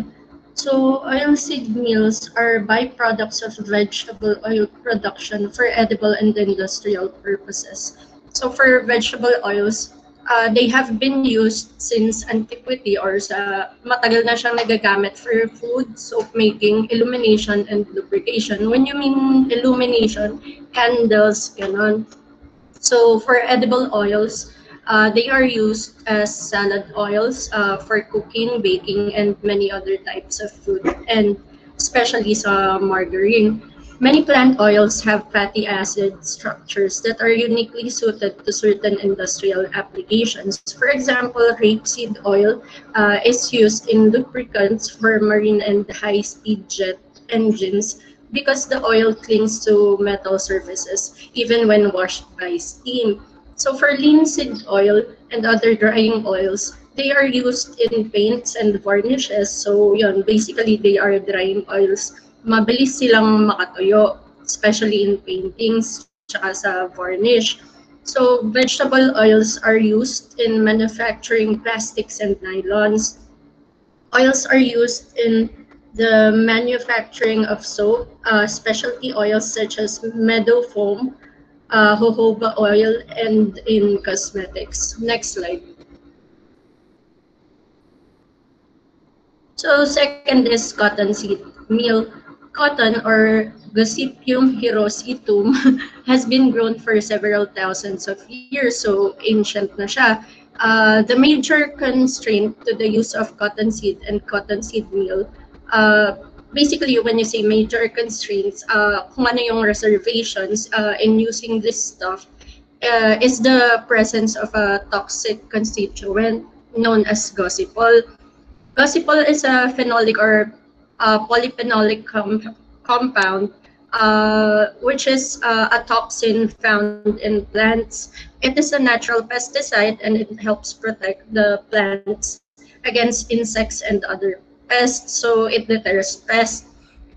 It has a number of adverse effects in mammals and poultry. So for example, sa poultry, yung unique effect niya is yung presence ng olive green yolks when eggs are stored. So imbis na yellow siya, nagiging olive green yung yolks. This is caused by the chemical reaction between the gossipol and iron in the egg yolk.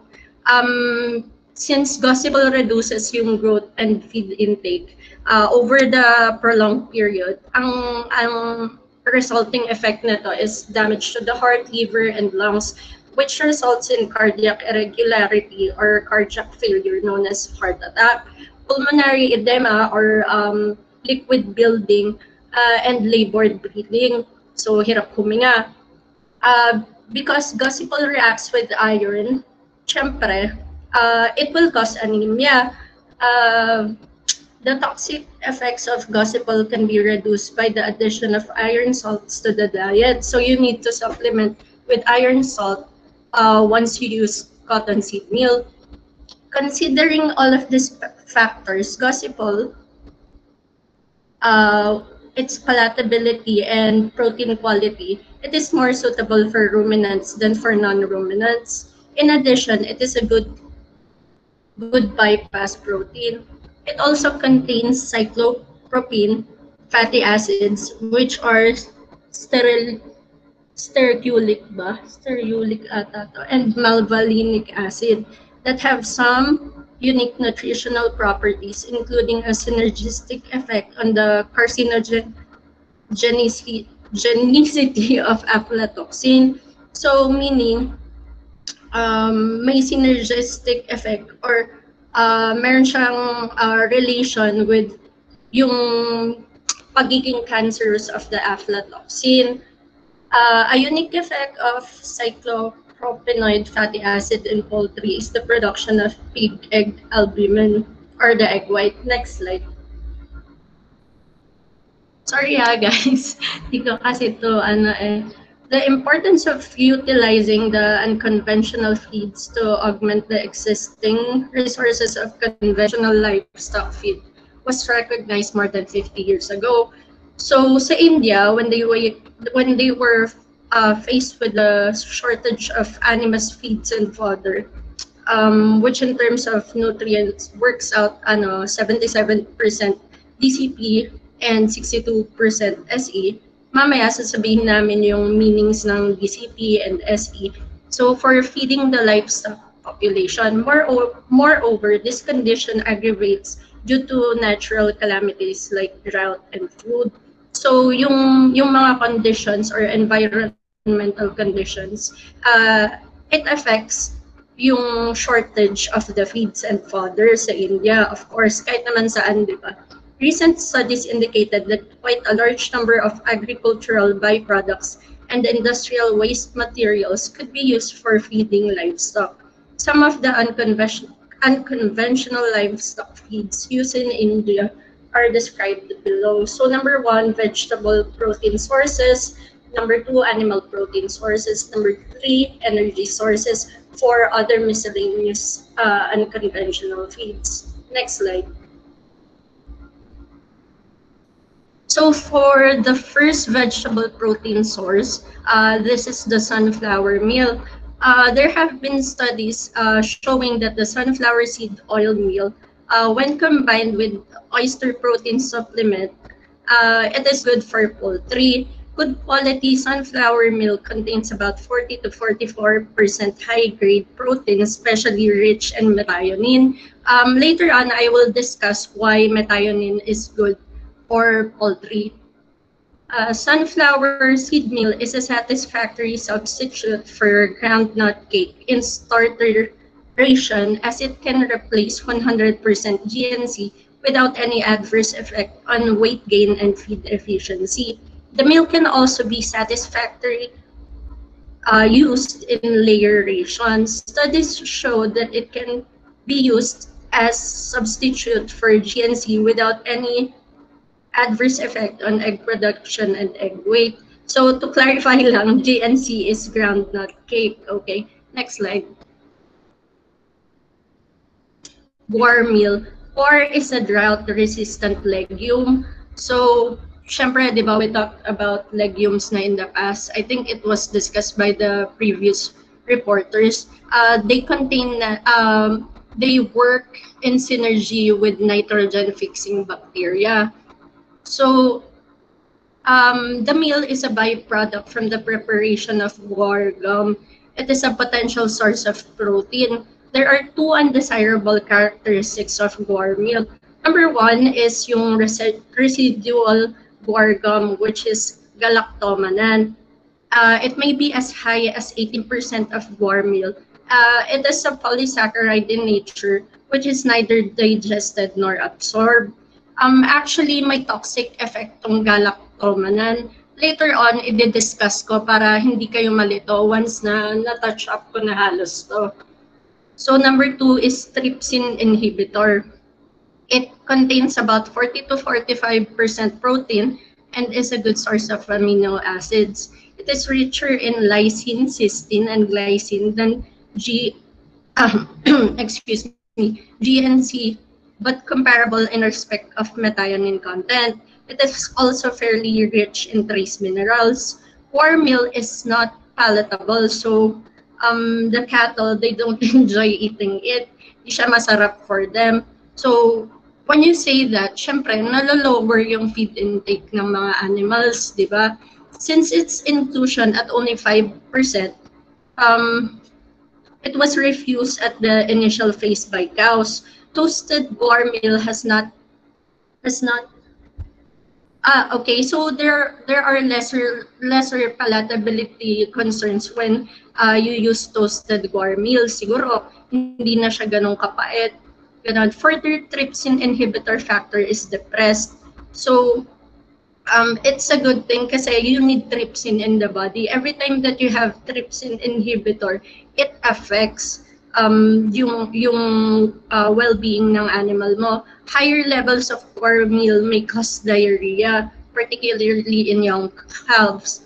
It is therefore always advisable to incorporate guar meal in the ration very gradually, and once accustomed, may be used as high as 10 to 15% levels in cows and 5 to 10% levels in calves. So the important takeaway from this is that gradual lang yung pagbibigay mo or paghalo mo sa feed niya. Hindi siya pwedeng biglaan. As pointed earlier, it causes diarrhea at may trypsin inhibitor which greatly affects calves. So next slide. So for Niger cake or Ghizosia absinica, well, it compares well with other oilseed cakes in its chemical composition. Niger oil cake is a feed rich in protein, oil, and fiber, and it is free from any toxic substances and is suited to all classes of livestock that can digest fibrous feeds. It contains about 36% crude protein, 5.98% mineral material, and about 14 to 18 crude fiber. It is also suggested that Niger cake can completely replace groundnut cake in the basis ng protein equivalent nila for growing chicks. It has a complementary effect both naman, parehas naman, GNC and Niger cake on chick development or growth, with better efficiency and economics of feeding, meaning low cost sila parehas. The same is true for layers, particularly if the fiber content of the ration is adjusted. So you cannot feed, of course, the layers kung ano yung meant na formulation for chicks. So you have to adjust basing on the fiber content. So in Ethiopia, Niger oil cake is the main protein supplement for livestock. So for the next one is sorry, karanja cake or Milesia piñata. Karanja cake is less palatable, so hindi siya masarap. And it contains probably some polyphenolic compounds which have a deleterious effect on growth and production. When you say delirious, iba to sa deleterious. Delirious is disturbing kasi double-edged sword siya. Kung dahan-dahan ng paggamit mo sa kanya, it has a positive effect on growth and production. But if you use it too much, it can be carcinogenic. It also propels yung further growth of cancer. It speeds it up. So extracted karanja cake can be included in the ration, replacing oil cake to the extent of 30% on protein equivalent basis lang to have for starters and growing chicks at 18 weeks. So basing sa statements kanina, I have to strongly disagree regarding dun sa chicks sa poultry na usage because karanja is known to be toxic to broilers. Yung effects of feeding it to them for 10 to 20%, nagde-degrade yung growth nila or performance. And at around 40% to 100% namamatay sila. So mortality. So because of this, since mura siya, they have sought ways to improve yung karanja cake and detoxify it. So number of methods such as autoclaving or water soaking, hindi daw efficient. So they tried with sodium oxide, about 1.5% to 3%. And na-decrease yung toxicity niya. However, it isn't enough. So, it is concluded dahil sa mga tests na na-run lately, hindi pa rin siya advisable to use on broiler diet even after detoxification. So, for layers naman, when you give them around 10%, the performance of layers strongly decreased. So, there are different kinds of karanja cake kasi merong solvent extracted tsaka sa yung tinatawag na expeller cake. Yung solvent, yung expeller cake, it is more toxic. So, in the study, meron din contradicting studies. So, sorry, sobrang gulo na-explain ko lang na para hindi natin gamitin in the future. May study noong 2015 na they used 10% detoxified solvent na extracted milk na na-maintain naman yung laying performance and egg quality. But you have to realize that this is one study. Ang daming studies that says it is toxic. So, next slide. Neem cake. So, it is from the plant na Azadirachta indica. It contains 34% protein. The processed type of cake shows about 48% protein and the fiber content of 4.4%. The amino acid content in terms of lysine and methionine is also comparable to GNC or groundnut cake protein.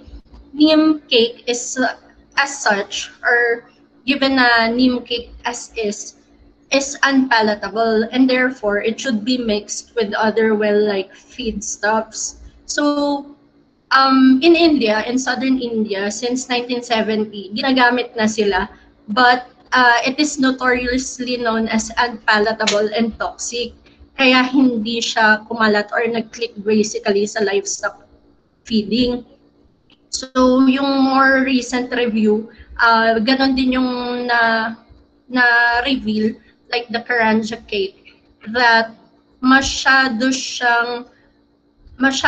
malaki yung negative effects kesa sa positive na being mura lang siya, ganon. So they are still looking into it. So strongly na hindi siya ina-advise by experts. So rubber seed cake or para rubber tree, Hevea brasilensis. The rubber pod contains 3 seeds which burst at maturity, scattering its contents. Seed meal contains some cyanogenetic components. So, when you say cyanogenetic, it contains cyanide. So we all know cyanide is poisonous, di ba? Or toxic.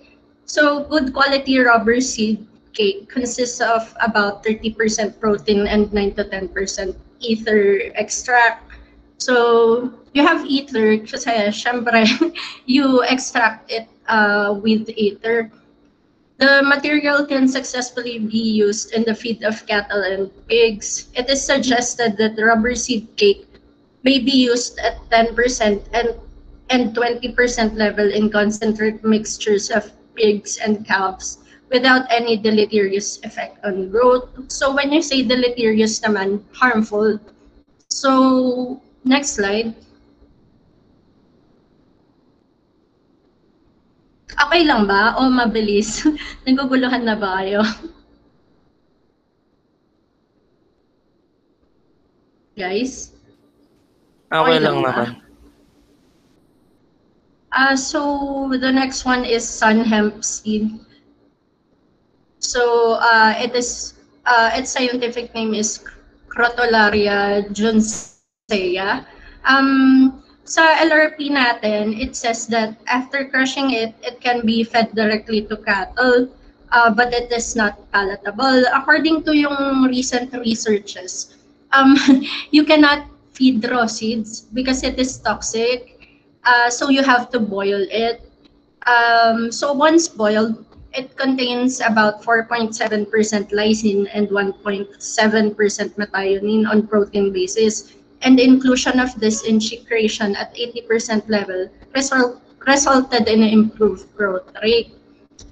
So dainty seeds or Sesbania bispinosa, this is a legume. So yun na nga, going back to legumes, it works synergistically with nitrogen fixing bacteria because they live in colony sa roots nila or nodules.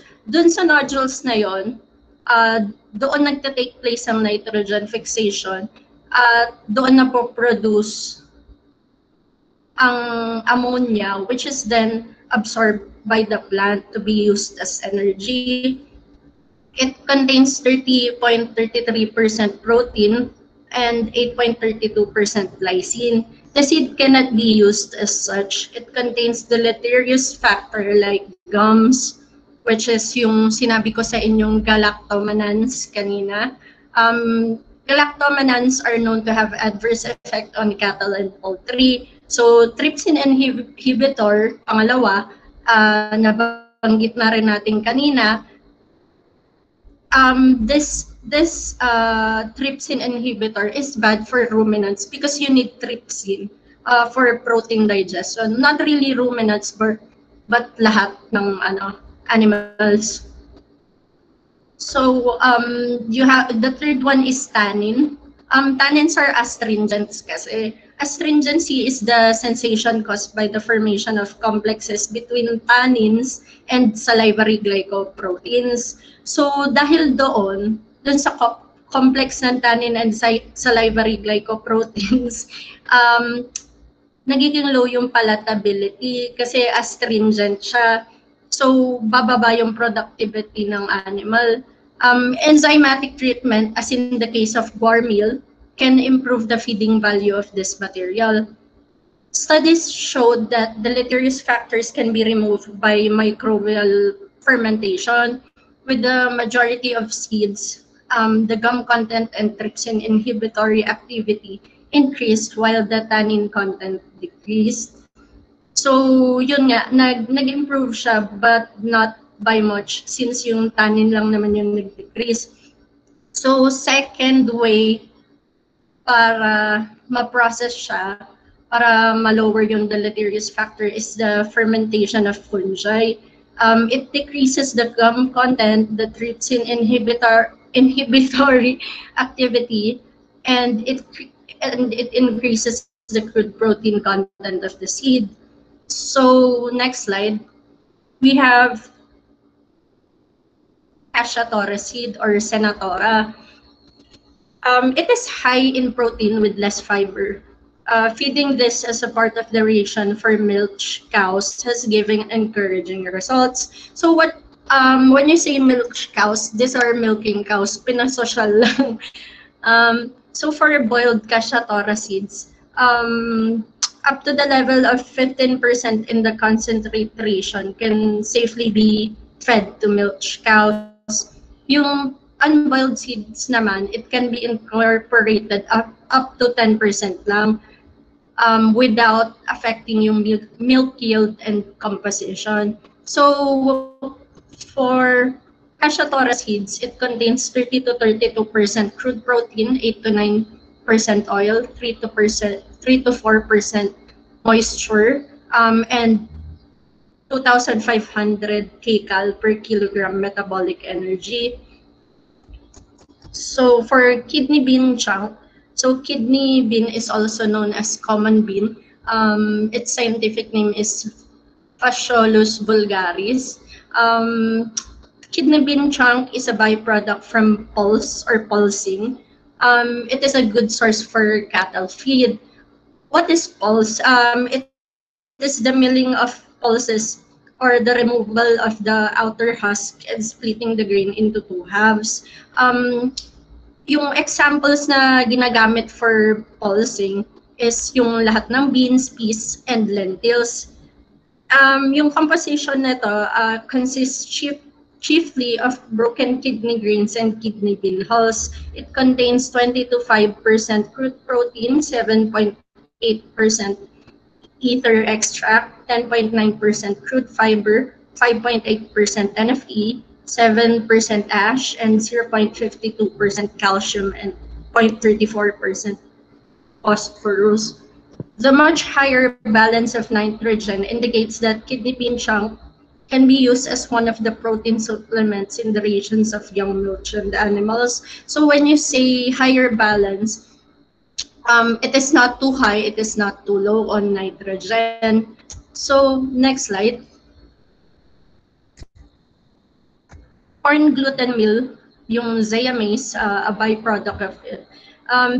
This consists mainly of the dried residue from maize after the removal of the larger part of the starch and bran by the process employed in the wet milling manufacturing of maize starch. It contains protein from 50 to 60%. It can be fed wet or dried, but dried is more common, of course.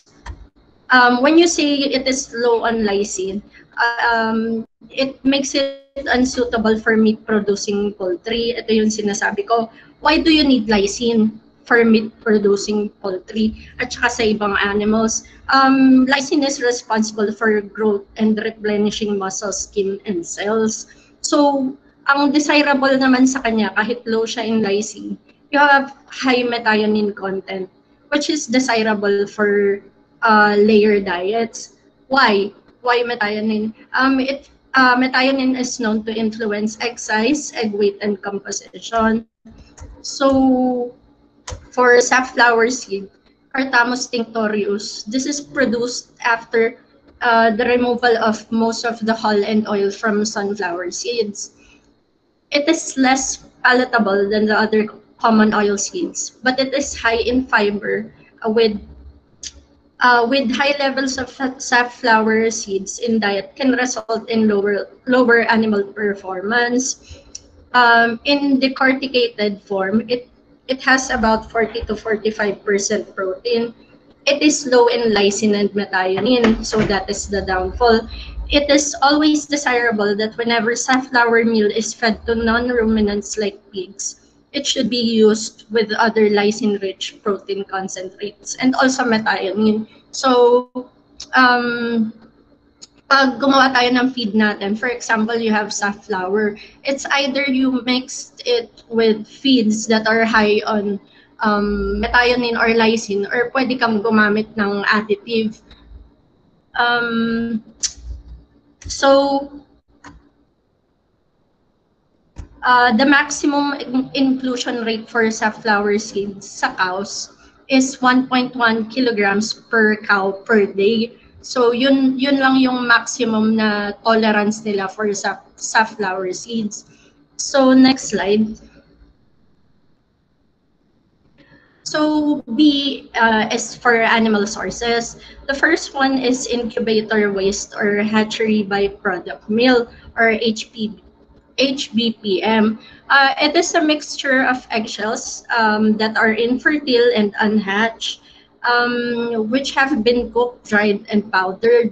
So this is, when you see it, it is on powdered form. Broiler chicks, when fed for levels of 3 or 6% of the total ration with dried incubator waste, proved a satisfactory substitute for meal or soybean oil meal. I think ito is fish meal to. Fish meal or soybean oil meal kasi yun lang naman yung ginagamit. Properly processed HBPM containing infertile eggs and with infertile eggs with dead embryos is found to replace 33% fish meal and is a good supplement for increasing body weight of chicks. A suitable poultry feed due to its protein, fat, and high calcium content. So yung sa calcium availability niya, it is similar to bone meal or limestone. So it is a good source for dietary calcium. So liver residue meal is a slaughter byproduct. It is made up of dried ground livers from warm-blooded animals. So, importante yun na warm-blooded animals yung content ng liver residue meal. Yung mga animals na yun, they are typically cattle, sheep, pigs, and yung poultry. Etong mga ginagamit dito, this have been discarded for human consumption or this is basically unfit to be consumed by humans.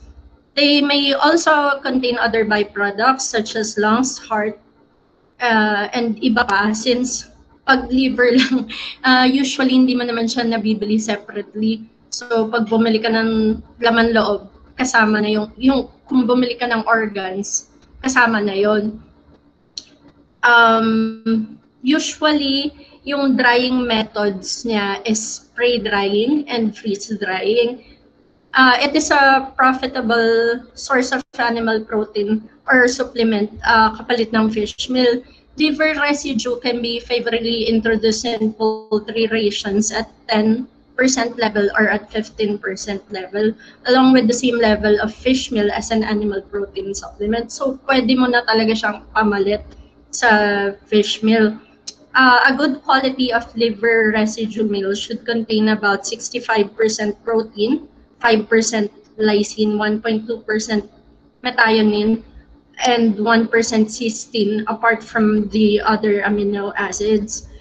It is mostly used ngayon sa aquaculture for fishes and crustaceans and naging specialty feed din siya for pets and fur-bearing animals. Other uses siguro includes yung sa fishing bait. So, ayun, next reporter. Sorry kung magulo. Wait lang. Gusto nyo muna take a break muna? Since hanggang 5 pa naman itong klase, like 5 or 10 minutes break. So, mag-break muna snacks muna kayo dyan or something. Then, continue to the reporting. So, pahinga na lang muna.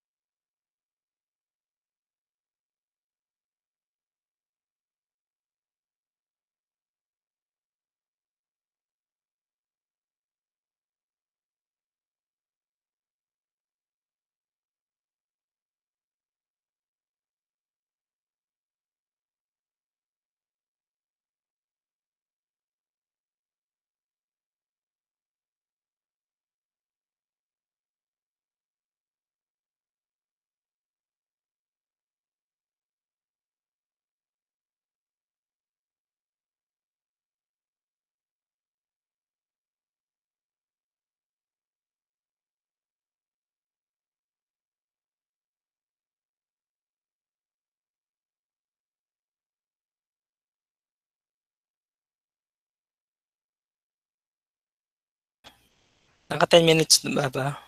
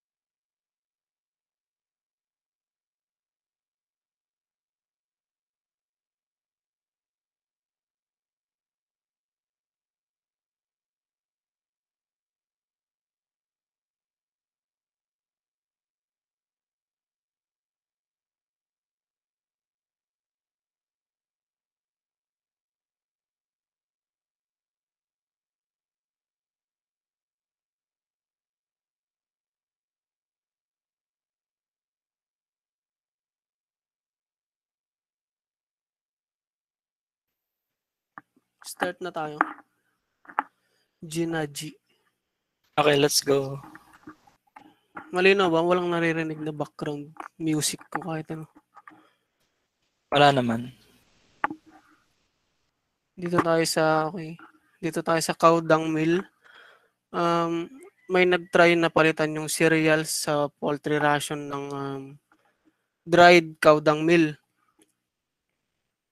Pwede itong gamitin sa mga pagkaing pampalaki kapalit ng maize. Sun-dried sheep dung meal is recommended at 5% level in starter mash. Sun-dried manure is as effective as oven-dried cow dung manure. In layers, 10% inclusion of air on oven-dried cow manure satisfactory supported egg production, egg weight, body weight, hatchability, and feed consumption. Next, shrimp shell powder or prawn waste. Waste product ito ng shrimp. Pwede nitong itong shrimp shell powder. Pwede nitong palitan yung fish meal na pinapakain sa mga broiler chickens. And it contains 32 to 43% ng crude protein. The soluble ash content is high.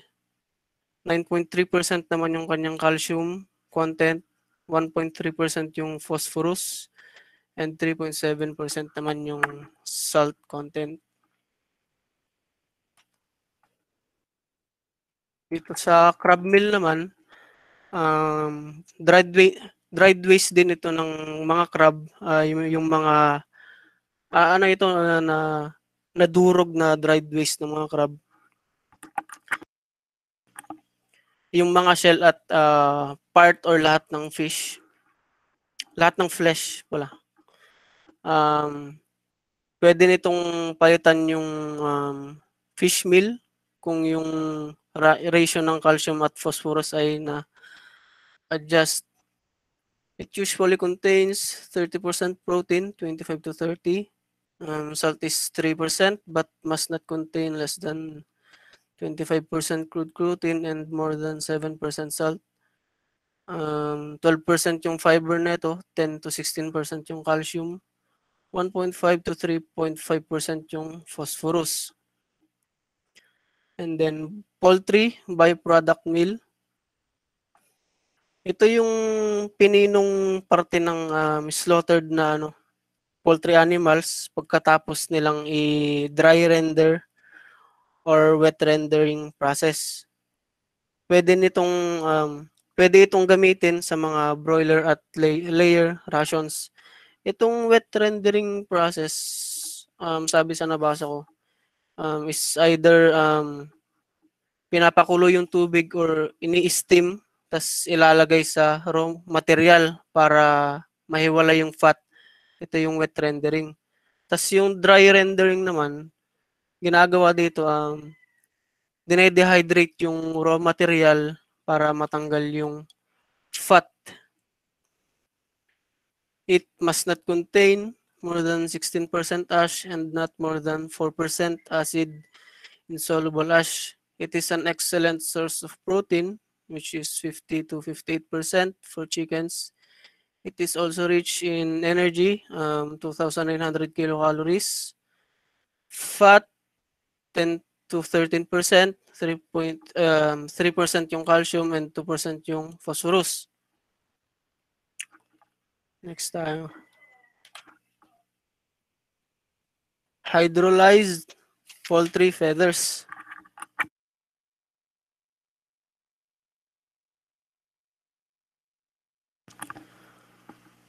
It is the product resulting from the treatment under pressure for clean and decomposed feathers from slaughtered poultry.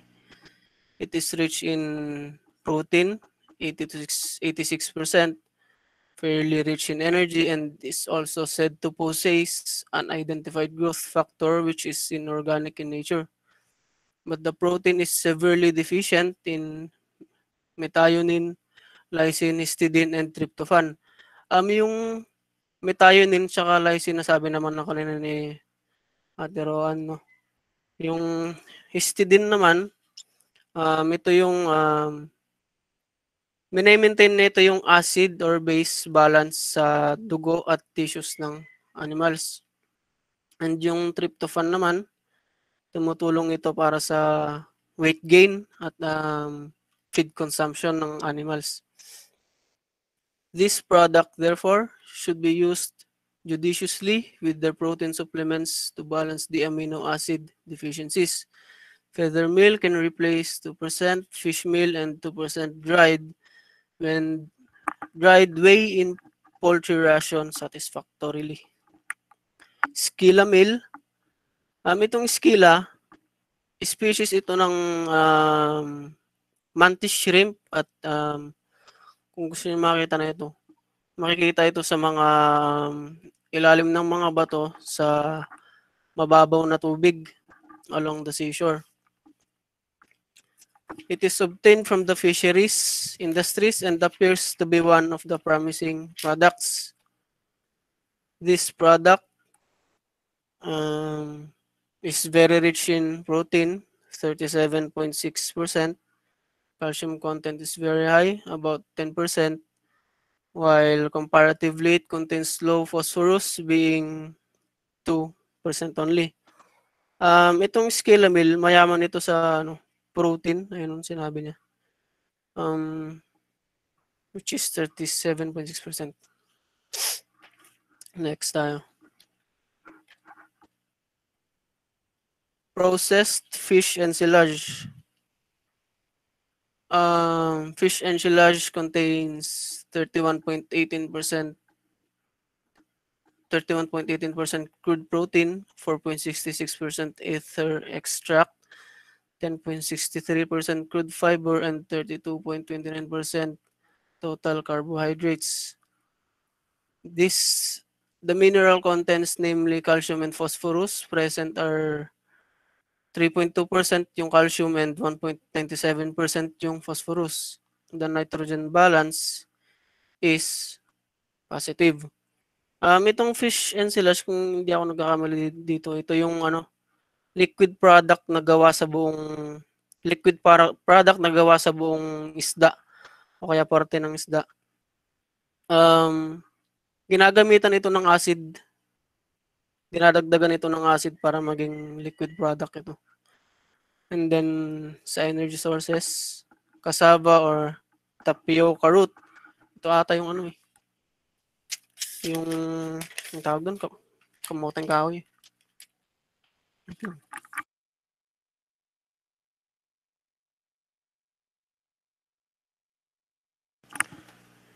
It is very good source of energy and rich ion carbohydrates. Tapioca roots contain glucoside linamarin, which when acted upon by an enzyme liberates HCN, hydrocyanic acid. Varieties considered poisonous contain much higher HCN. It is low in protein, which is 2%, and rich in NFE, nitrogen-free extract, 85%. Salseed meal.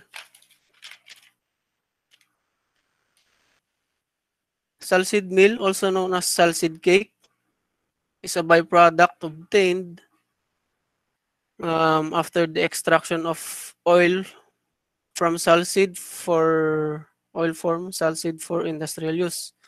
Salseed is a good source of fat which can be used as a substitute extender for cocoa, butter, and soap industry. The meal leftover is a good source of carbohydrate and contains fairly good amounts of tannins. The extracted salseed meal, in addition to amount of oil, contains substantial amount of starch, which can be a good source of energy and can be incorporated in animal feed. Salseed meal contains 8 to 9% protein, 12 to 16% oil, 2 to 3% fiber, 8 to 12% tannin. Due to the large tannin content, the energy present in the meal is not released for utilization in the animals. Beside tannic acid, there might be certain other alkaloids or some other substances which might prove detrimental to growth and production. Salseed and salseed cake can be used in growing chick ration up to 5% and in laying up to 10% level. The use for greater percentage in chick shows growth depressing effect and in layers lowers egg production. Greenish discoloration of yolk is also evidenced. Itong salseed, matatagpuan ito sa sa India.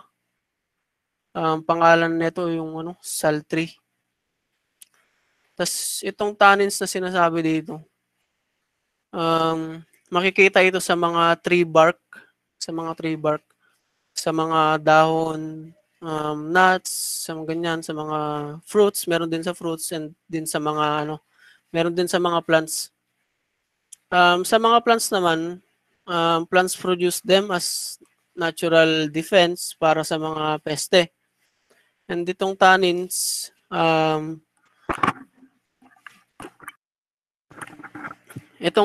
ay nagko-contribute din ito sa kulay at lasa ng mga plant foods.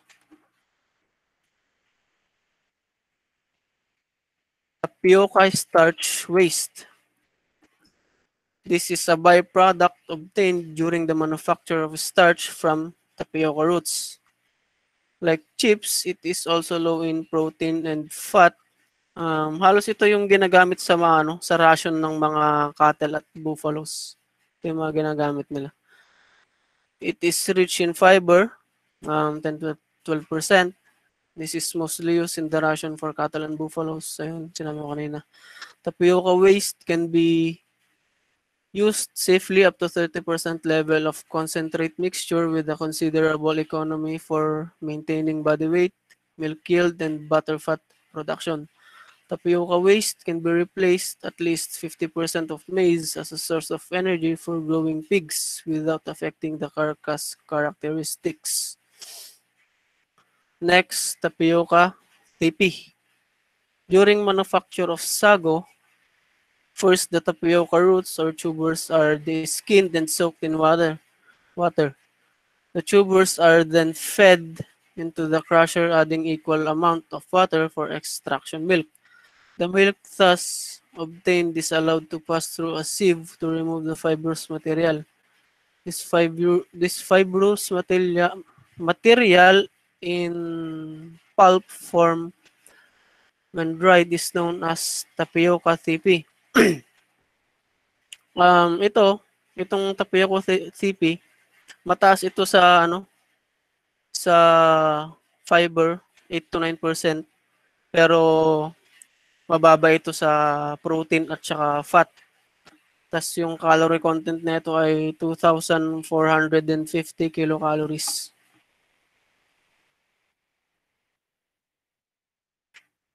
Ayun, next reporter na pala.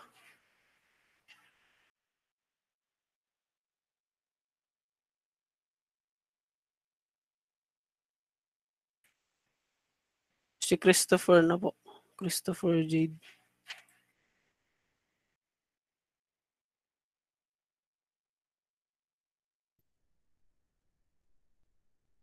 Hello?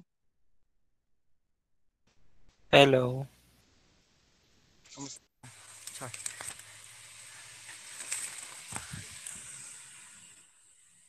Wait lang ah.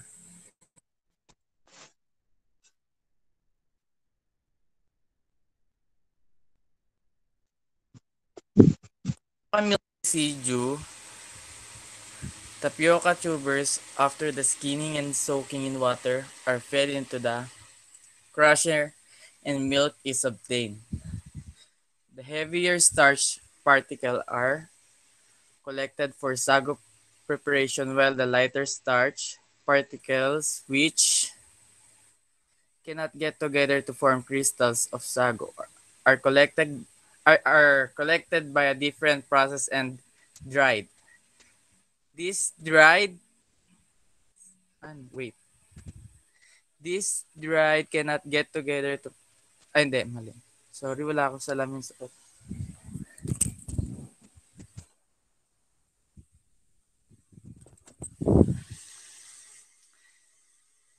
This dried second grade starch is known as the tapioca residue. It's a product of tapioca root in preparation of sago. It contains about 3 to 4% protein, 3 to 4% fat, about 2.5 fiber, and 66 to 70 starch. This material can be used at a maximum level of 20% in chick without any adverse effect on growth and feed efficiency. Yung tubo daw ng tapioca ay pagkatapos ng skinning at pagbabad sa tubig ay nilalagay sa crusher para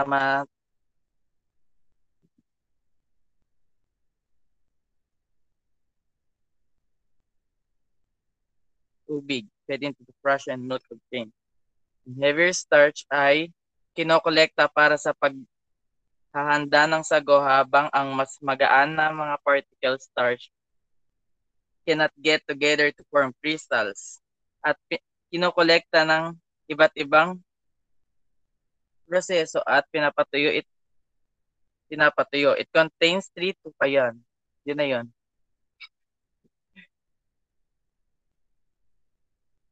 Palm flour. Good quality is obtained when the trees are cut before flowering. Usually at the age of 6 years,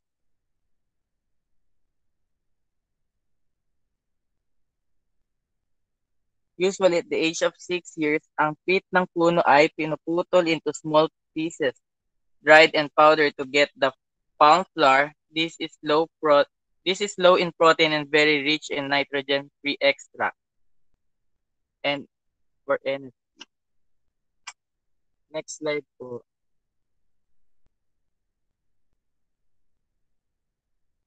Tamarind seed, tamarind seed powder. This is mostly used in textile and paper industry. Usually, ginagamit ito sa paggawa ng tela at papel. It is fairly good source of protein and energy. Increasing number of tamarind seed in chick ration for 10 to 30% ay revealed progressive sa paglaki ng ratio ng FCR or feed conversion ratio. TRITICALE, this is cross between wheat and rye. This can be used favorably for egg and meat type growing.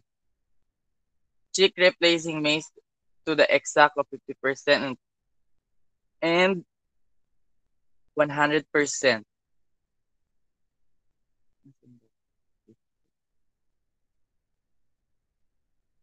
This is cross wheat and rye. This can be used probably for egg and meat type growing. Chick replacing maize to extent 50% to 100% sa pagkasunod-sunod sa pagtaas ng timbang compared to the laying strain. Next po.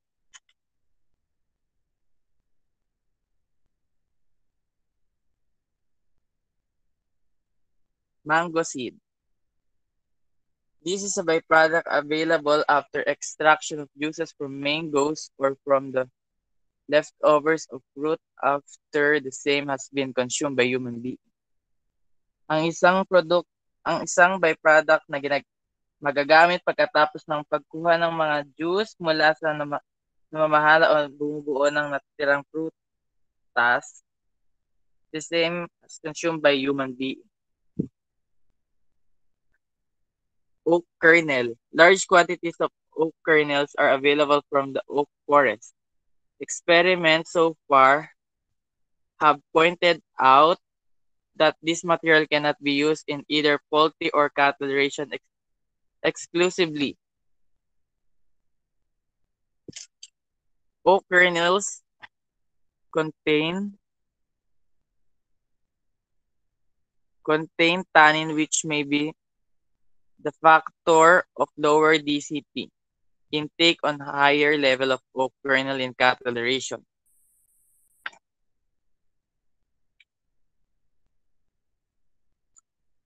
Ang large amount ng quantities ng oak kernels are available from sa mga forest lang. Ang mga experiments sa ngayon ay itinuro na ang material na ito ay hindi maaring gamitin sa poultry or sa cattle ration.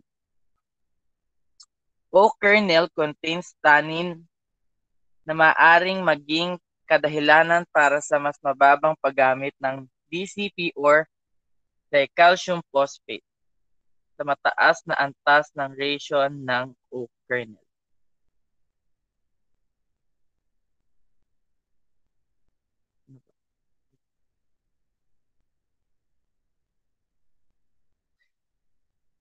Kernel results suggest that oak kernel may be used to replace maize in cattle ration with only 2/3 efficiency. Ang oak kernel ay ginagamit in starch mash at levels of 0 to 5 and 10% na pinapalitan ng pantay na dami ng maize. Walang pagkakaiba sa rate ng paglaki ng mga sisiw. Mas mataas ng 10% na level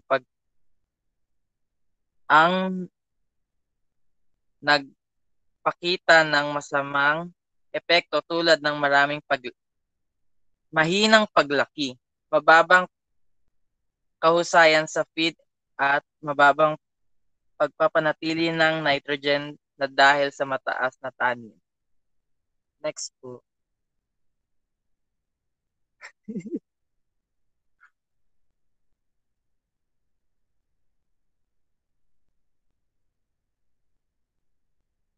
Other miscellaneous and conventional feed.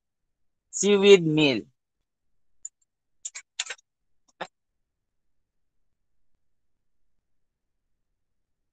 Experiments show that some weeds are rich in protein, while others are in minerals. Experiments so far suggest that it could be used at 15% level in concentrate mixture without any adverse effect on growth and milk production. The nutritive value of seaweed meals has a wide variation. The extracted variety of seaweed meal contains more protein but fewer minerals. Experiment ay nagpapakita ng ilang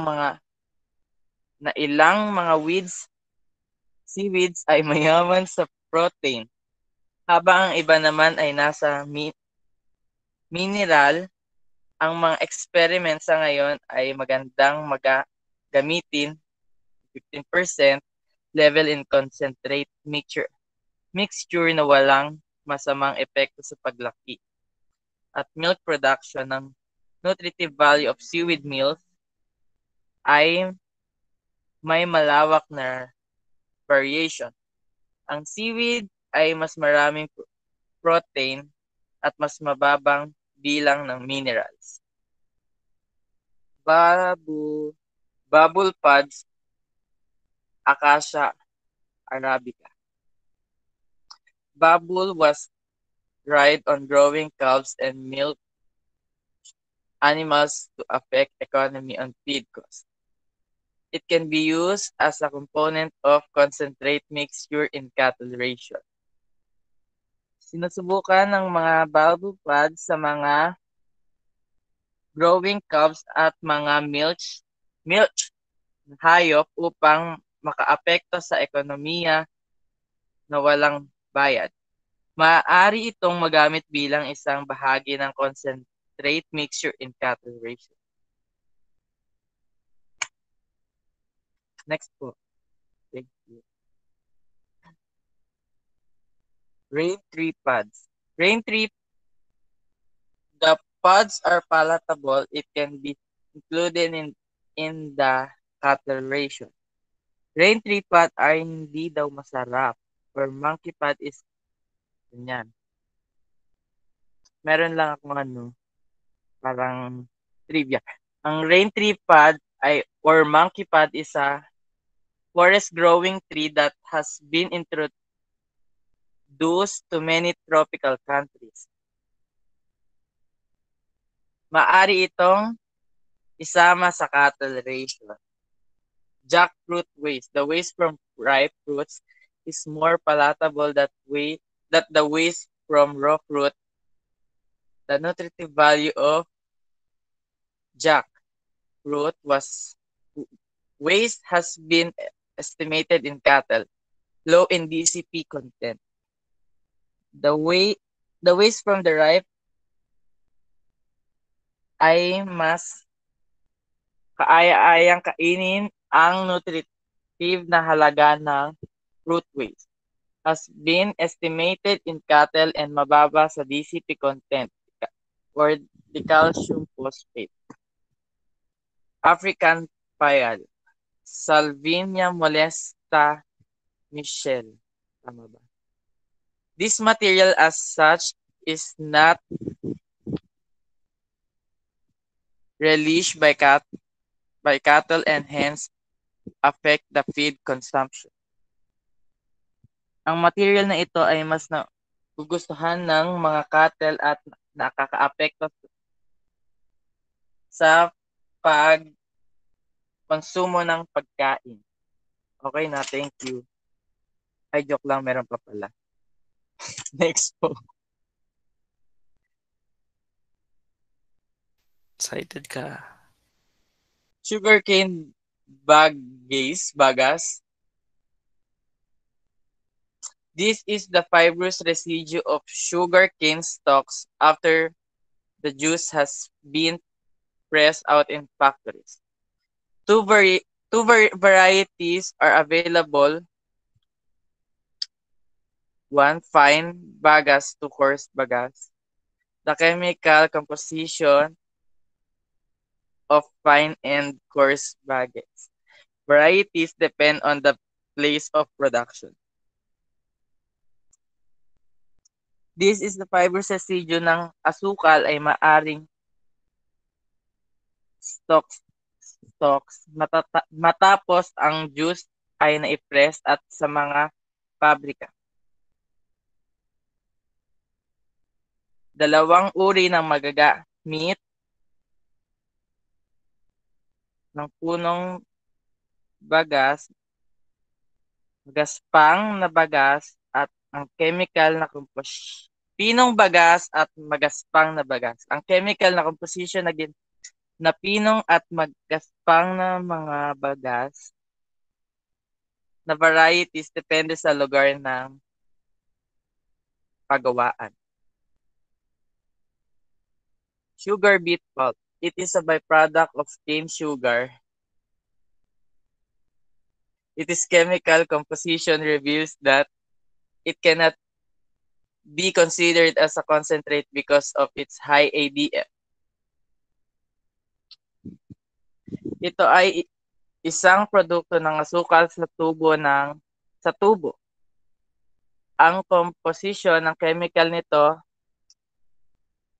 ay reveals that na hindi ito matuturing concentrate dahil sa mataas na acid detergent fiber or ADF 44.37%,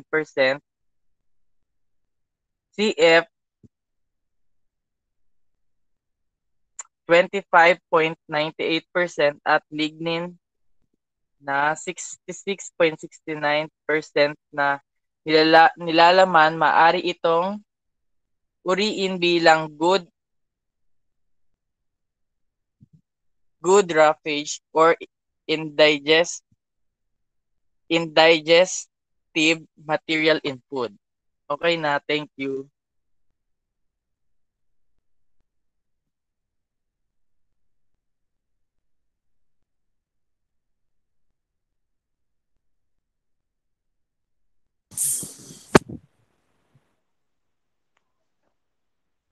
So, balancing rations.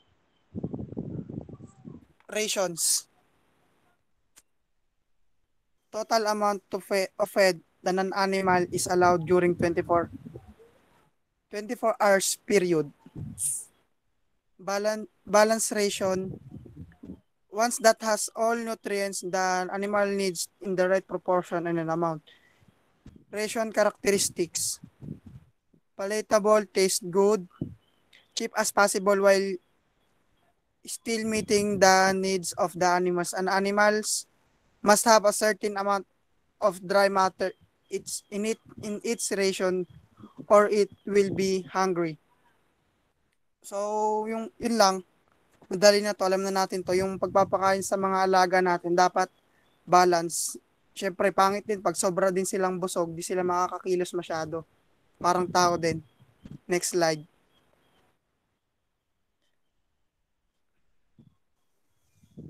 General principles. The livestock ration must meet the nutritional needs of the animal. An animal must have a certain amount of dry matter in its ration. It will be hungry. Measures of the amount of protein in the ration. Total protein, digestible protein, essential amino acids. Methods to measure the energy provided by the ration. Digestible energy, total digestible nutrients, metabolizable energy, net energy.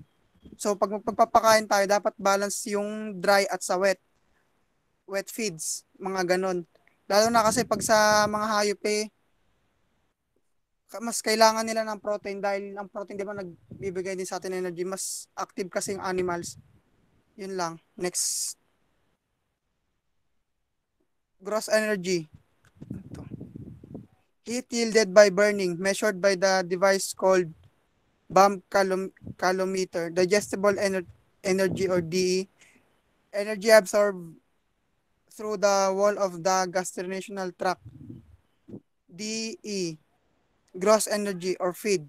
Energy remaining in the feces metabolizable energy.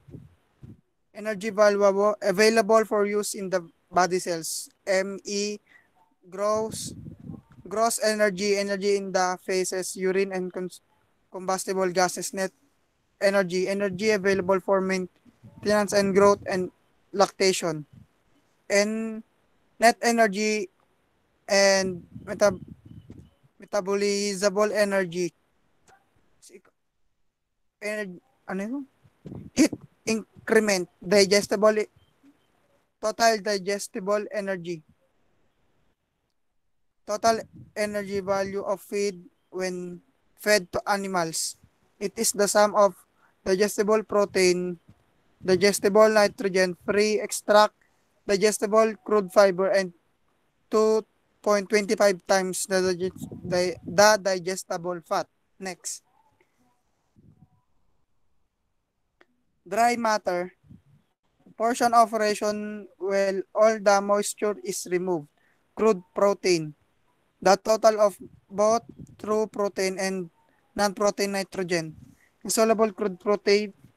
The amount of digestible crude is in the feed resulting from overheating. Digestible dry matter. D or DDM, percent of forage that is digestible. So, pinaka common itong crude protein sa mga feeds na, di ba, ang alam naman natin, pagka ang feeds ang madalas pinapakain, mainit sa katawan. Kaya yung ibang feeds, lalo na pag sa baboy, meron silang yung ano ba yun, tinatawag na cooling system, katulad doon sa mga pigrulac, ganon. Yun lang, next. Yun na yun. Total digestible nutrients, TDN. The sum of the digestible fiber, protein, lipid, and carbohydrate components of a fed stuff or diet. TDN is directly related to digestible energy and is often calculated based on ADF, and TDN is useful for beef cow rations that are primarily forage. Dry matter intake, estimated maximum consumption of forage dry matter by the animal. It is shown as the percentage of body weight, relative feed value, an evaluation of the quantity of hay and haylage by combining into one number digestibility and feed intake. Next. Conventional and yeah, okay na.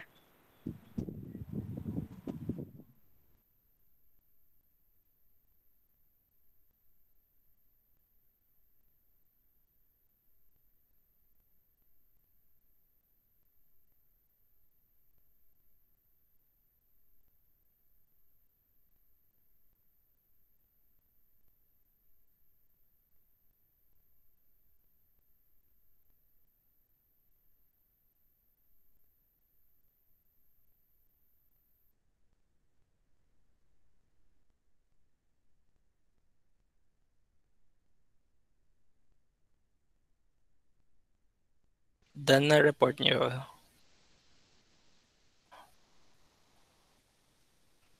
Sige po, wait lang po. Okay.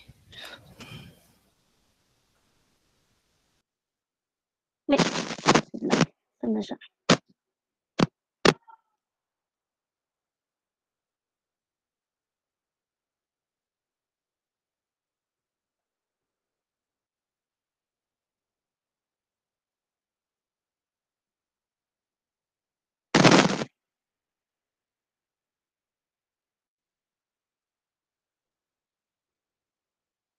Nakikita niyo na po?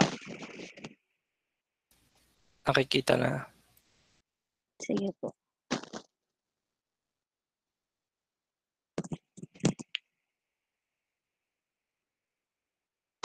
Unit 6, anti-nutritional and toxic factors. Malinaw po ba yung yung sound? Okay lang. Sige po. So at the end of the lesson, students are expected to analyze the toxic factors which are present in feeds of animals, relate the different kinds of anti-nutritional and toxic factors which can be found in feeds.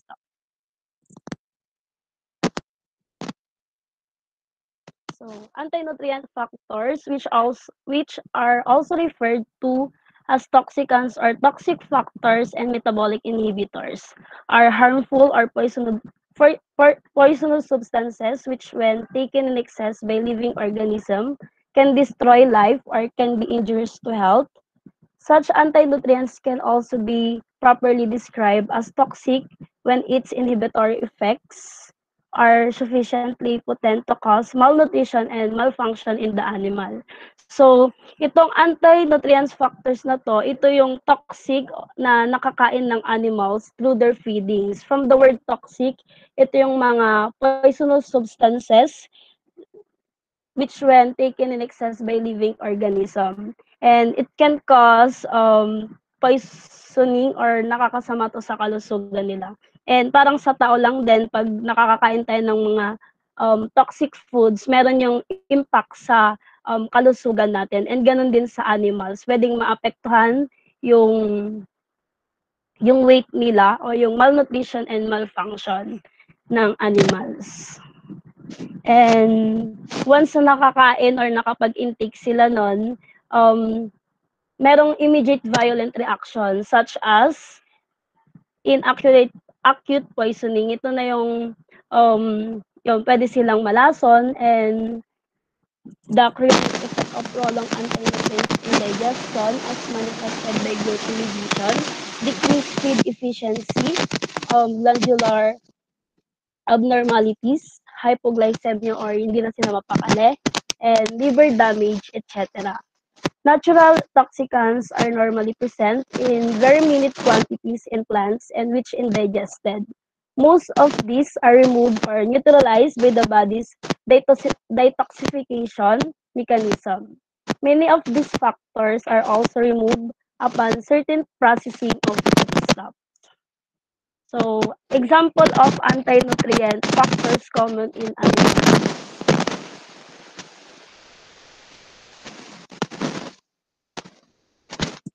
So, si Ivy na po dito. Liklikan. Examples of anti-nutrient factors common in animal feeds. Number one is trypsin and chymotrypsin inhibitors.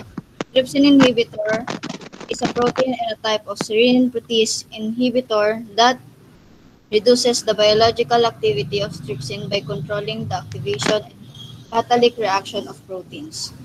Chymotrypsin inhibitor also decreases protein degradability in the intestine, resulting in lower availability of amino acids and peptides for production purposes. Trypsin and chymotrypsin inhibitors are present in raw soybean, mainly in the germ portion of other grains, wheat, and barley.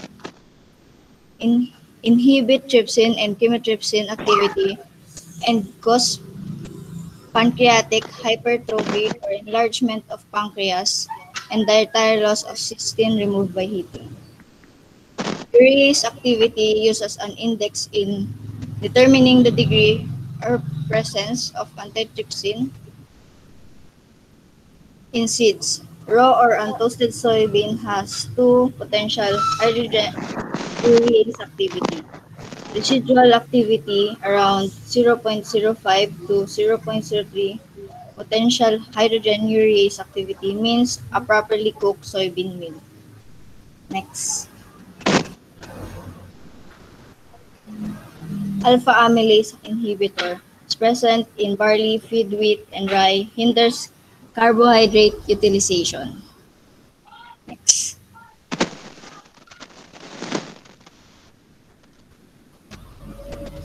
Phytohemagglutinin lectins found in raw soybeans cause growth depression. In some cases can be fatal. Lectins are capable of releasing enzymes into feces, easily destroyed by heat treatment of soybean. Claviceps purpurea, a fungus that produces ergot ergotamine, and ergometrin. These are important alkaloids because they can cause abortions.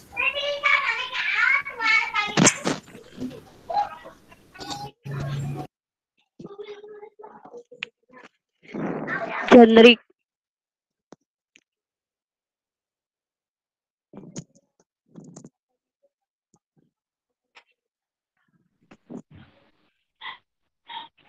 Okay. Phytic acid or phytite exists in nearly all feeds derived from plants and in the form of ano ba to? Calcium, magnesium, and salt called phytin,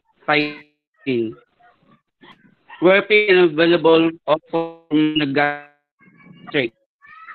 It reduces milk bioavailability to its genetic ability which availability of essential minerals such as zinc, manganese, iron, and potassium.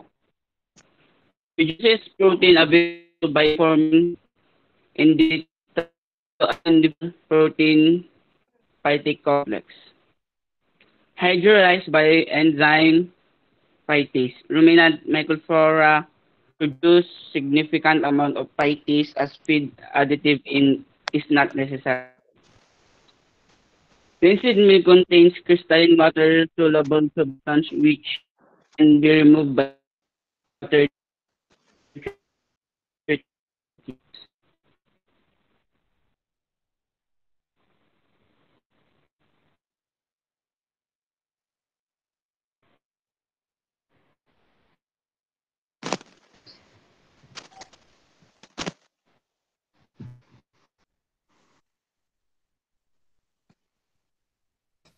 By the way, Next yung na. mga reporters ngayon on cam, lahat Ah. kayo.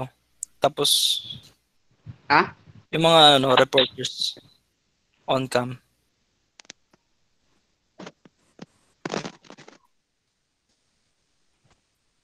Wait On cam daw.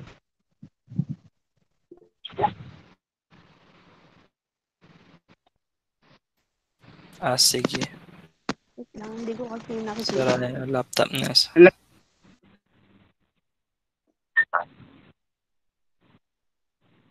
Next na. Wait lang, hindi ko kasi nakikita. Hindi kasi ako naka-on. Akin na dana.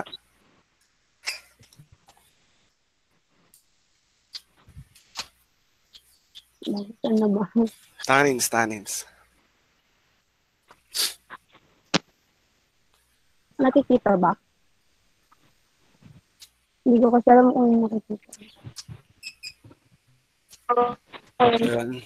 Polyphenolic tannins present in sorghum rapeseed meal reduces protein digestibility and inhibits several enzymes.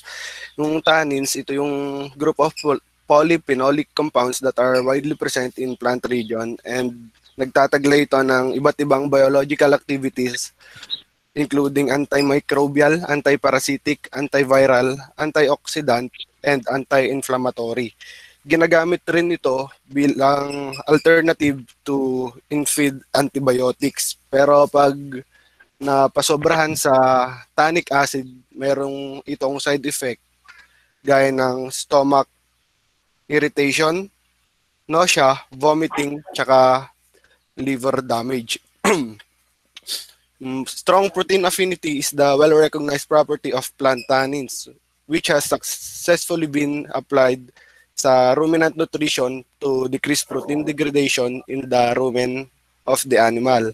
Tsaka para ma-improve din yung protein utilization and animal production efficiency. And yung tannins ay primarily classified sa three major groups, which are hydrolyzable tannins, condensed tannins, and fluorotannins. Yun. Next. Cyanogens. Cyanogens is a colorless poisonous gas used as a rocket propellant and an insecticide in chemical welfare. cause cyanide poisoning upon hydrolysis of linmarine in fresh cassava root freeze hydrocyanic acid. So, saan ba galing yung tinatawag na cyanide? Cyanide is released from natural substances in some foods and in certain plants such as cassava, sabi nga dito, lima beans, and almonds. Yung cyanide is ay matatagpuan parang halo sa pesticide, insecticide, rodenticide, ganun. Tapos sa ibang bansa ginagamit rin yung cyanide para makontrol yung mga peste sa mga bukid. Cyanide is rapidly acting, potentially deadly chemical that can exist in various forms. Deadly chemical siya kasi pag na-expose ka sa cyanide, parang yung cyanide, prevent niya yung cell ng katawan na gumamit ng oxygen. Siyempre, pag walang oxygen, pwede kang lalo yung mas maapektuhan yung puso tsaka utak. Kasi yun yung organ na malakas gumamit ng oxygen. Tsaka kapag na-expose ka sa large amount of cyanide, it may cause in convulsions, loss of consciousness, low blood pressure, lung injury, and slow heart rate. Yung Dorin pala, ito yung typically associated with sorghum bicolor that the organism used for mapping the biosynthesis of Dorin from tyrosine. Tapos itong myrosinase isa itong enzyme na involved sa plant defense. Ito yung involved sa plant defense against herbivores. Next. Goitrogens present in cabbage and related plants pechae, but you have to consume about a tract of cabbage to develop goiter. Inhibit iodine binding to thyroid gland.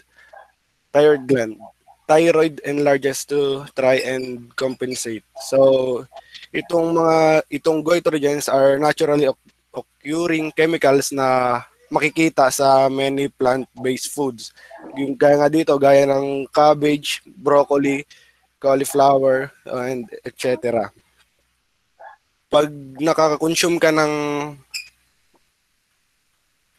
yung goitrogenic food ay nakaka-affect sa thyroid function by inhibiting synthesis of thyroid hormones. Tsaka pag nangyari yon, nagre-result yon sa yung paglaki ng gland, yung thyroid gland, or yun na yung goiter.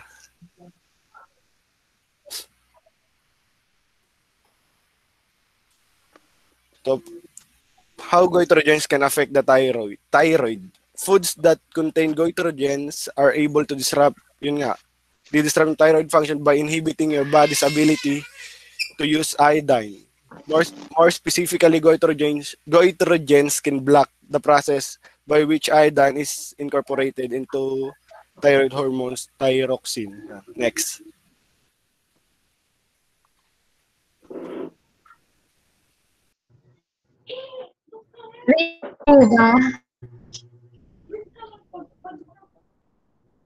Yes, narinig.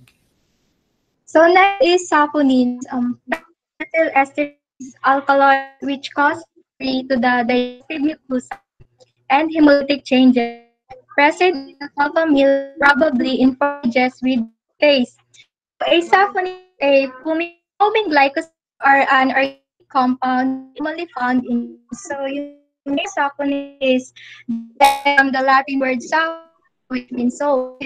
Yung saponin molecule perform siya ng soap-like forms when shaken in water. And yung ability ng saponin ay combination ng non-polar sapogeny ng water side chain and present in alpha ay nagkakaroon siya ng self-recognize for animal. And some AB days reduce the possibility of livestock feeds. And also, since toxins are known as toxin or highly poisonous conins, toxic siya sa mga fish and sa mga other animals because they possess strong hemolytic activity. So,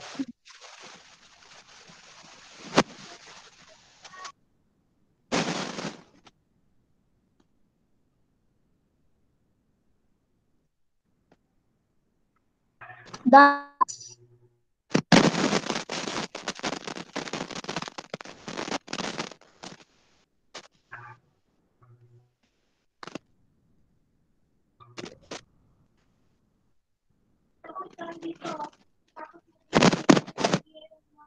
po. So, um, antivitamins are chemical compounds that inhibit the absorption actions of vitamins. Presence ng vitamin and sa mga hayop also sa diet should be considered in adjusting vitamin allowance. Those vitamins have antagonists reduce their station stimulations. Vitamin found species of naturally occurring elements that thiamine destroys key alter structure of vitamin. So deficiency in one chest paralysis in animals and sa mga ibang uri ng fish co-contain aminase deficiency ito mga sulfate na pinag diet. Next, by certain will blood by blood of K. Coumarin hydrochlorine bilis ng K antagonist originally created from sweet clover. Sweet clover is siya ng substance coumarin converted coumarin. Coumarin kasi is chemical compound of it has sweet and fake. So overall is a complete inhibitor vitamin vitamin cycling depletion vitamin. So this the formation of the of beans not that nothing but other the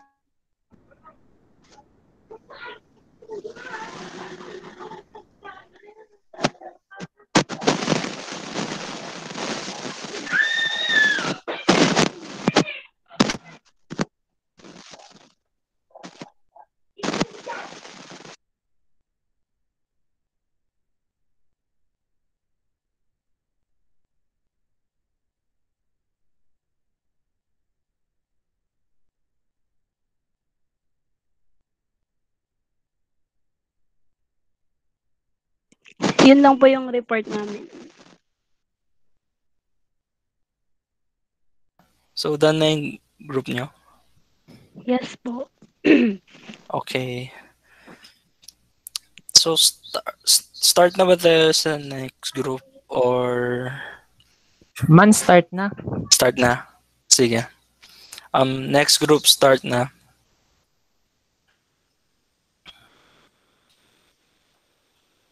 And yung report nyo, pa-post na lang sa G-Class. With nyo na, yung kapag pa-post nyo, kasama dapat yung names ng groupmates nyo. Sige po.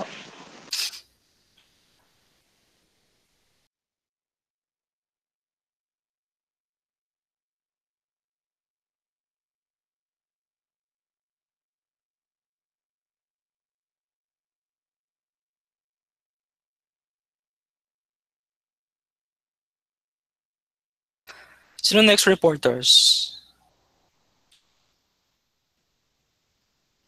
Wait lang po. Sige. Thank you, thank you.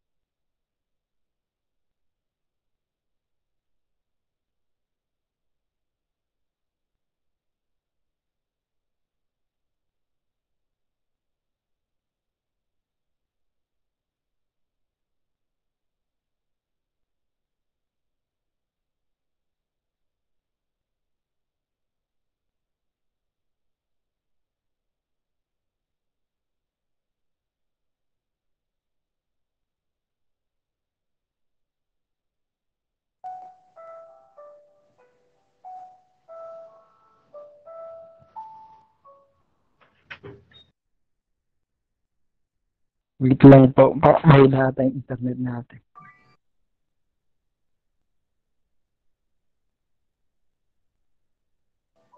Wait lang po, nagkaroon lang po ng konting difficulties.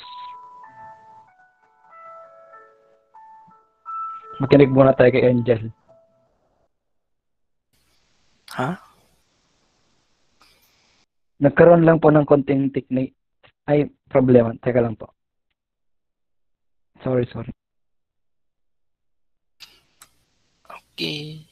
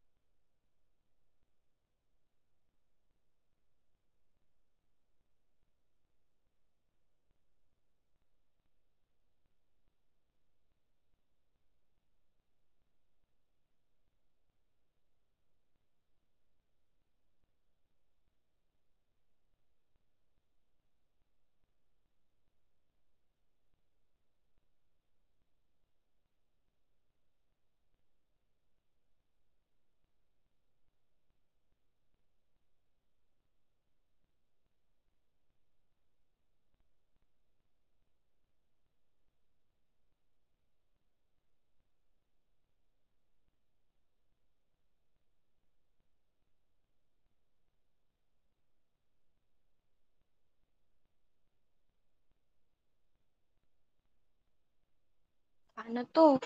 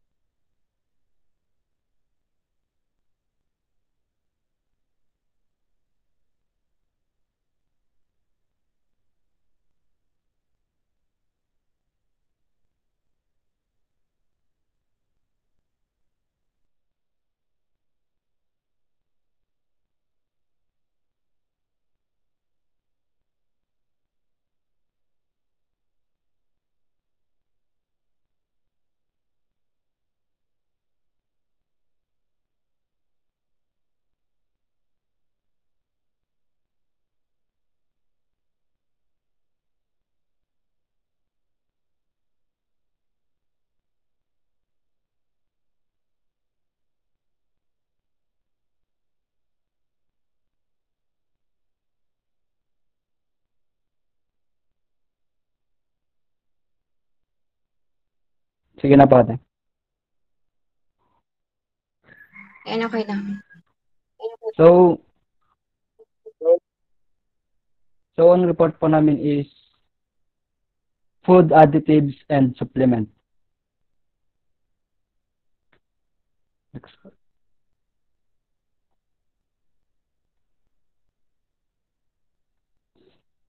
Additives, an ingredient or a combination of ingredients added usually in a small quantity to a basic feed mix for the purpose of fortifying the basic mix with a certain essential nutrient or medicine. Nag-add po sila ng mga naglalagay po sila ng mga additives para mas mapatagal pa yung feeds or mas hindi masira kagad yung feeds, ma-fortifying. Additives that influence feeds stability or protecting feeds from destruction or pagkasira. Antioxidant. Feeds are prone of oxidation when the component oil or fats are destroyed, producing a rancid smell, yung manta. This includes vitamin E and C. Oxytocin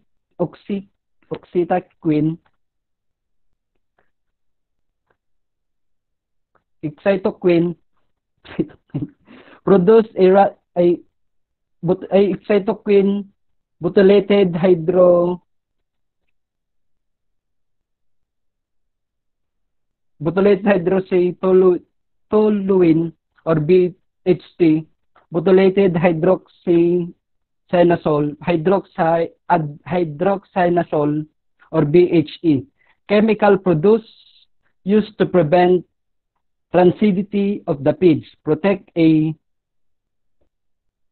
polyunsaturated fatty acid and the fats, suitable vitamins from destruction or pre-oxidation. Itong mga oxytocin and BHT tapos BHE is tumutulong upang ito yung mga chemicals na mas nagpro-prolong pa sa feeds or mas nagpapatagal pa, parang paano ito? Preservatives. Antifungal. Molds inhibitors. Anti-molds. Molds produce aflatoxins. Yung aflatoxins is na-discuss kanina, ni NK ba yun yung reporter kanina na nakakalason or nakakasama ito sa animals. Aflatoxins are detrimental to the animal effect, of which are cumulative include propionic acid, gentian violet or crystal violet, ammonia, and sodium. Sodium is Na. Sodium,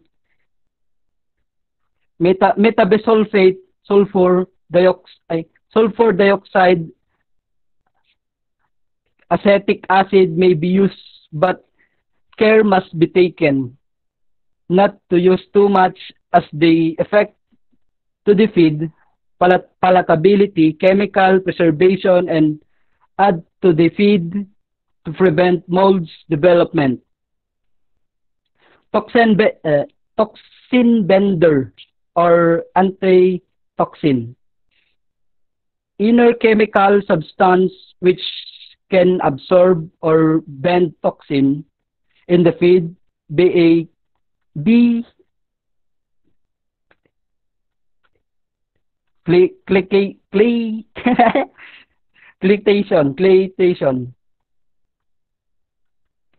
chelation. Problem with this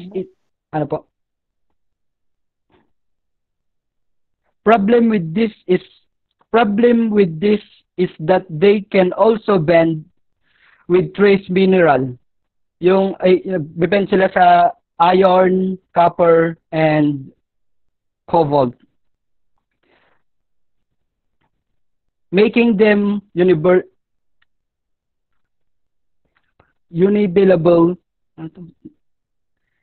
for the animal, usually inner chemical compound with the large intestinal surface which can fix or absorb toxins in the feeds.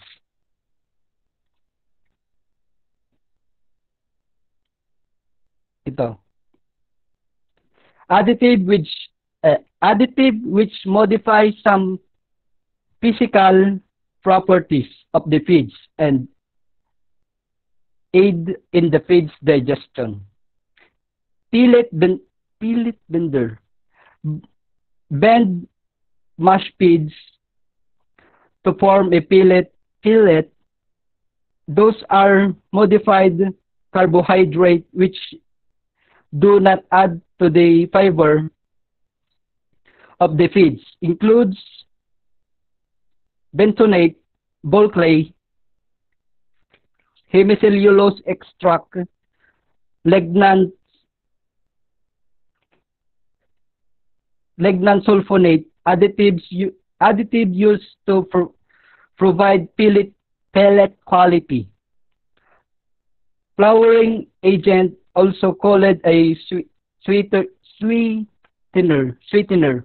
are used to improve the taste of the feeds. Includes the anise oil, sweetener, and other synthetic flavor chemical agent added to the food to improve the flavor. Ito yung mga linalagay upang magkaroon ng lasa yung pagkain nila.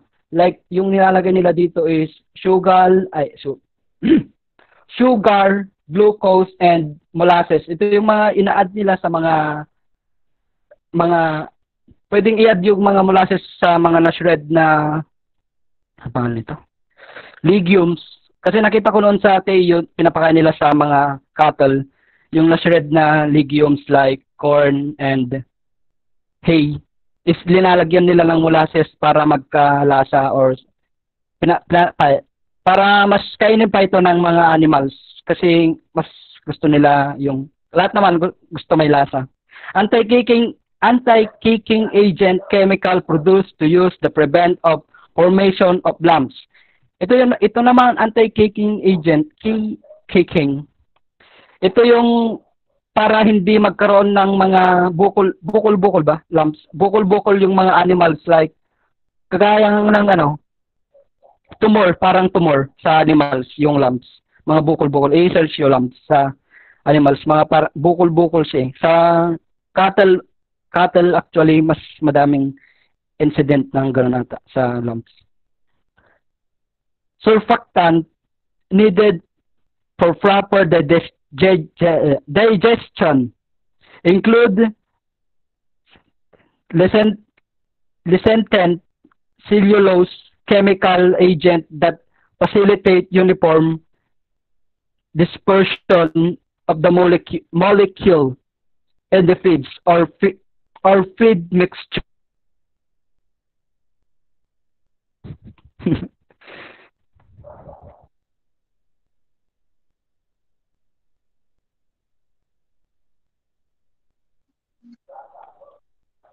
Next.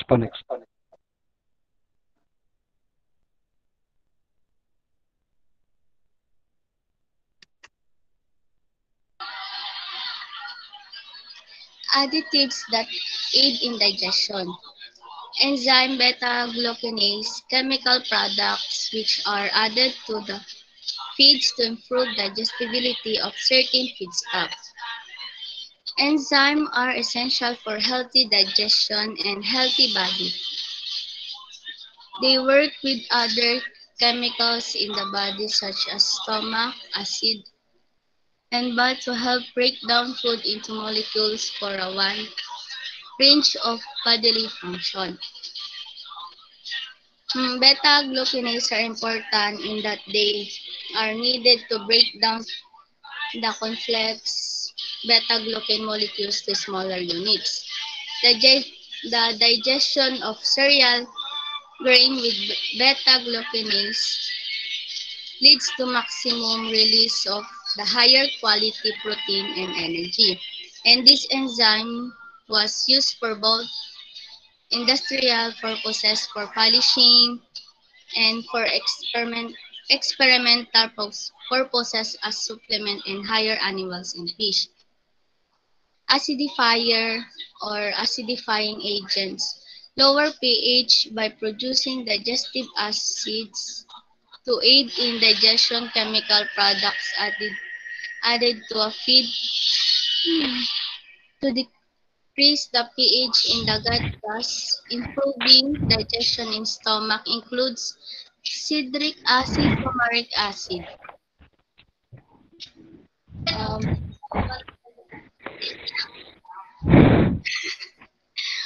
Ito ginagamit nila para ma-lower yung pH. Yung pH is a measure of how acidic basic water is. Because higher pH pwedeng pwedeng magkasakit or mamatay. Wala maingay. Yan na. Patay mo ka naman oh.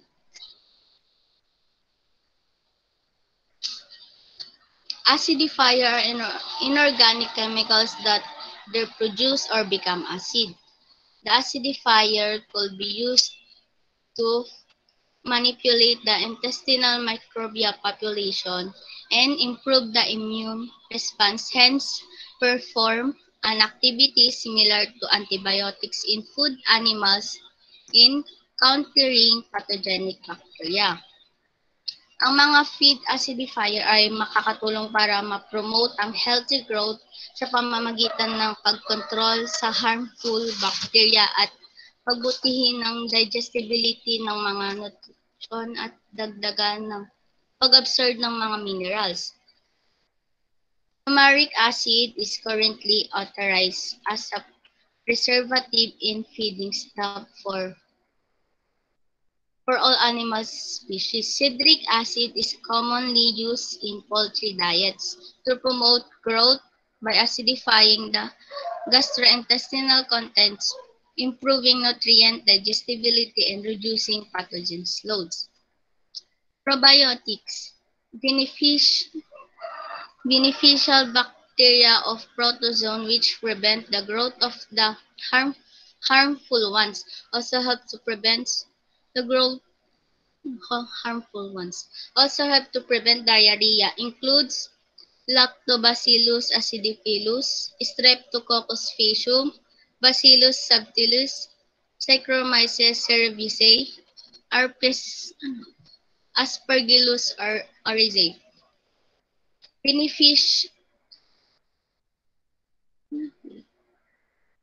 Probiotics are increasingly used in commercial animal production operation to advantageously alter gastrointestinal flora. Sa pamamagitan nito, in-improve niya yung animal health and productivity. Pangunahing kinakalabasan sa paggamit ng probiotics ay yung pag-improve in growth, reduction in mortality, yung pagbabawas sa dami ng mga namamatay, and improvement in feed conversion efficiency. These have been shown to reduce the incidence of overeating disease. Next. Oligosaccharides. Fructooligosaccharides, monoligosaccharides, galactooligosaccharides are considered as one of the most valuable source of prebiotic fibers in diets for young non-ruminant animals such as broiler, piglets, and calves. Oligosaccharides are considered fructosaccharides are oligosaccharides that occur naturally in plants such as onion, chicory, garlic, asparagus, banana, wheat, tomatoes, and other fruits, vegetables, and grains. They can also be derived from cane sugar, seaweeds, or used as low calorie. They are composed of linear chains of fructose units linked by beta 2 to 1 bonds. Fructo binalagay are probiotics that feeds the probiotics in intestine, encourage growth of good bacteria in gut, improving digestion. Yung oligosaccharides known to help maintain favorable intestinal microflora balance in farm animals by fostering beneficial bacteria. Galacto-oligosaccharides is the foundation of gut health and can provide significant health benefits in animals, such as improved animal welfare, productivity, and potential to reduce antibiotics consumption. Buffers or pH regulators, sodium bicarbonate, magnesium bicarbonate, alkalizing agents, sodium carbonate, magnesium oxide, sodium hydroxide, calcium hydroxides. Buffers help to reduce the rumen acidity that commonly results from feeding diets designed for high milk production.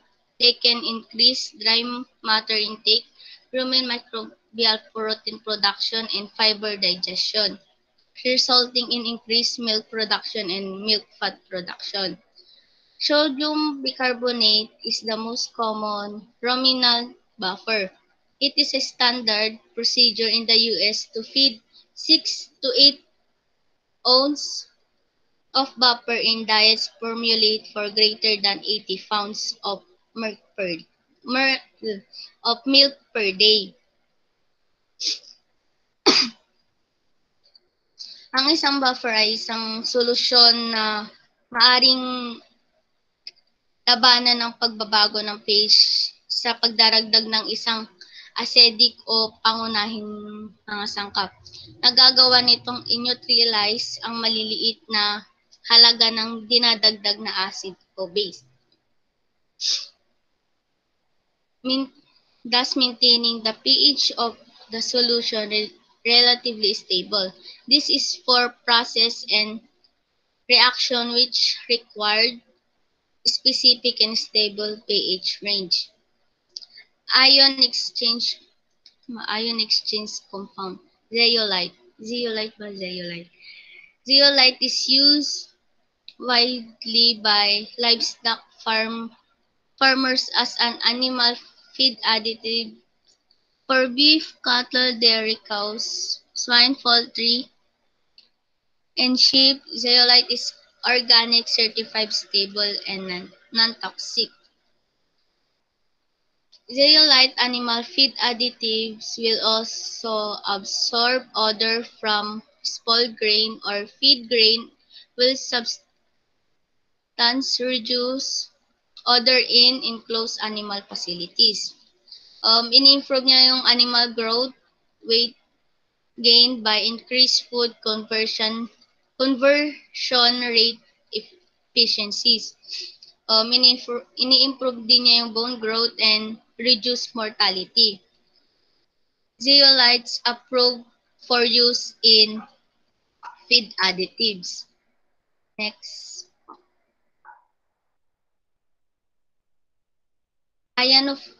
Ionophores, lasalocid, disoleucine, narasin, methane inhibitors,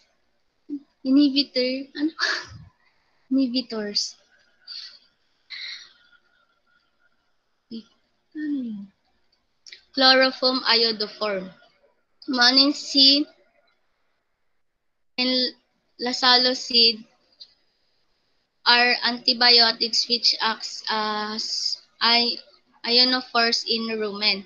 Currently, these products are approved only for feeding heifers in the United States. The U.S. Food and Drug Administration is reviewing the use of hormones in lactating dairy cattle.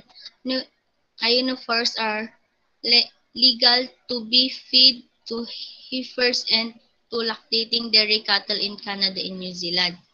Narasin was approved for chickens in 1986. Narasin is polyether antibiotic produced by fermentation of a strain and Streptomyces purification. Narasin is authorized as coccidiostat feed additive for control of Eimeria infection in chicken for fattening.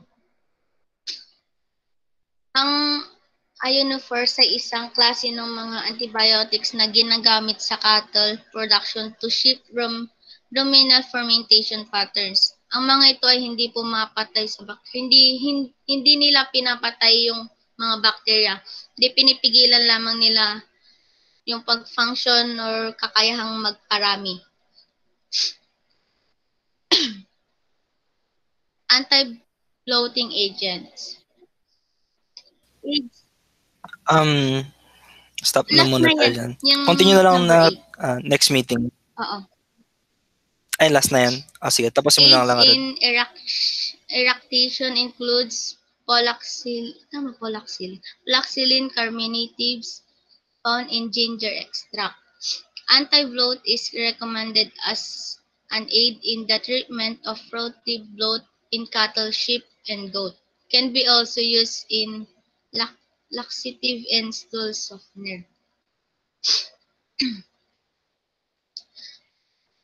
Bloat is a form of indigestion marked by an excessive accumulation of gas in the rumen. Immediately after cattle consume a meal, the digestive process creates gases in rumen. Most of the gases are eliminated by reactation. Chemical agents also have been developed to reduce bloat. Poloxine is an anti-foaming agent which prevents pasture bloat for 12 hours if consumed in adequate amounts because poloxine prevents bloat for only a short period. It must be consumed 1 to 2 grams or 50 kilograms of body weight daily. Poloxine can be fed as a top dressing in feed, in a grain mixture feed, free choice in liquid supplements.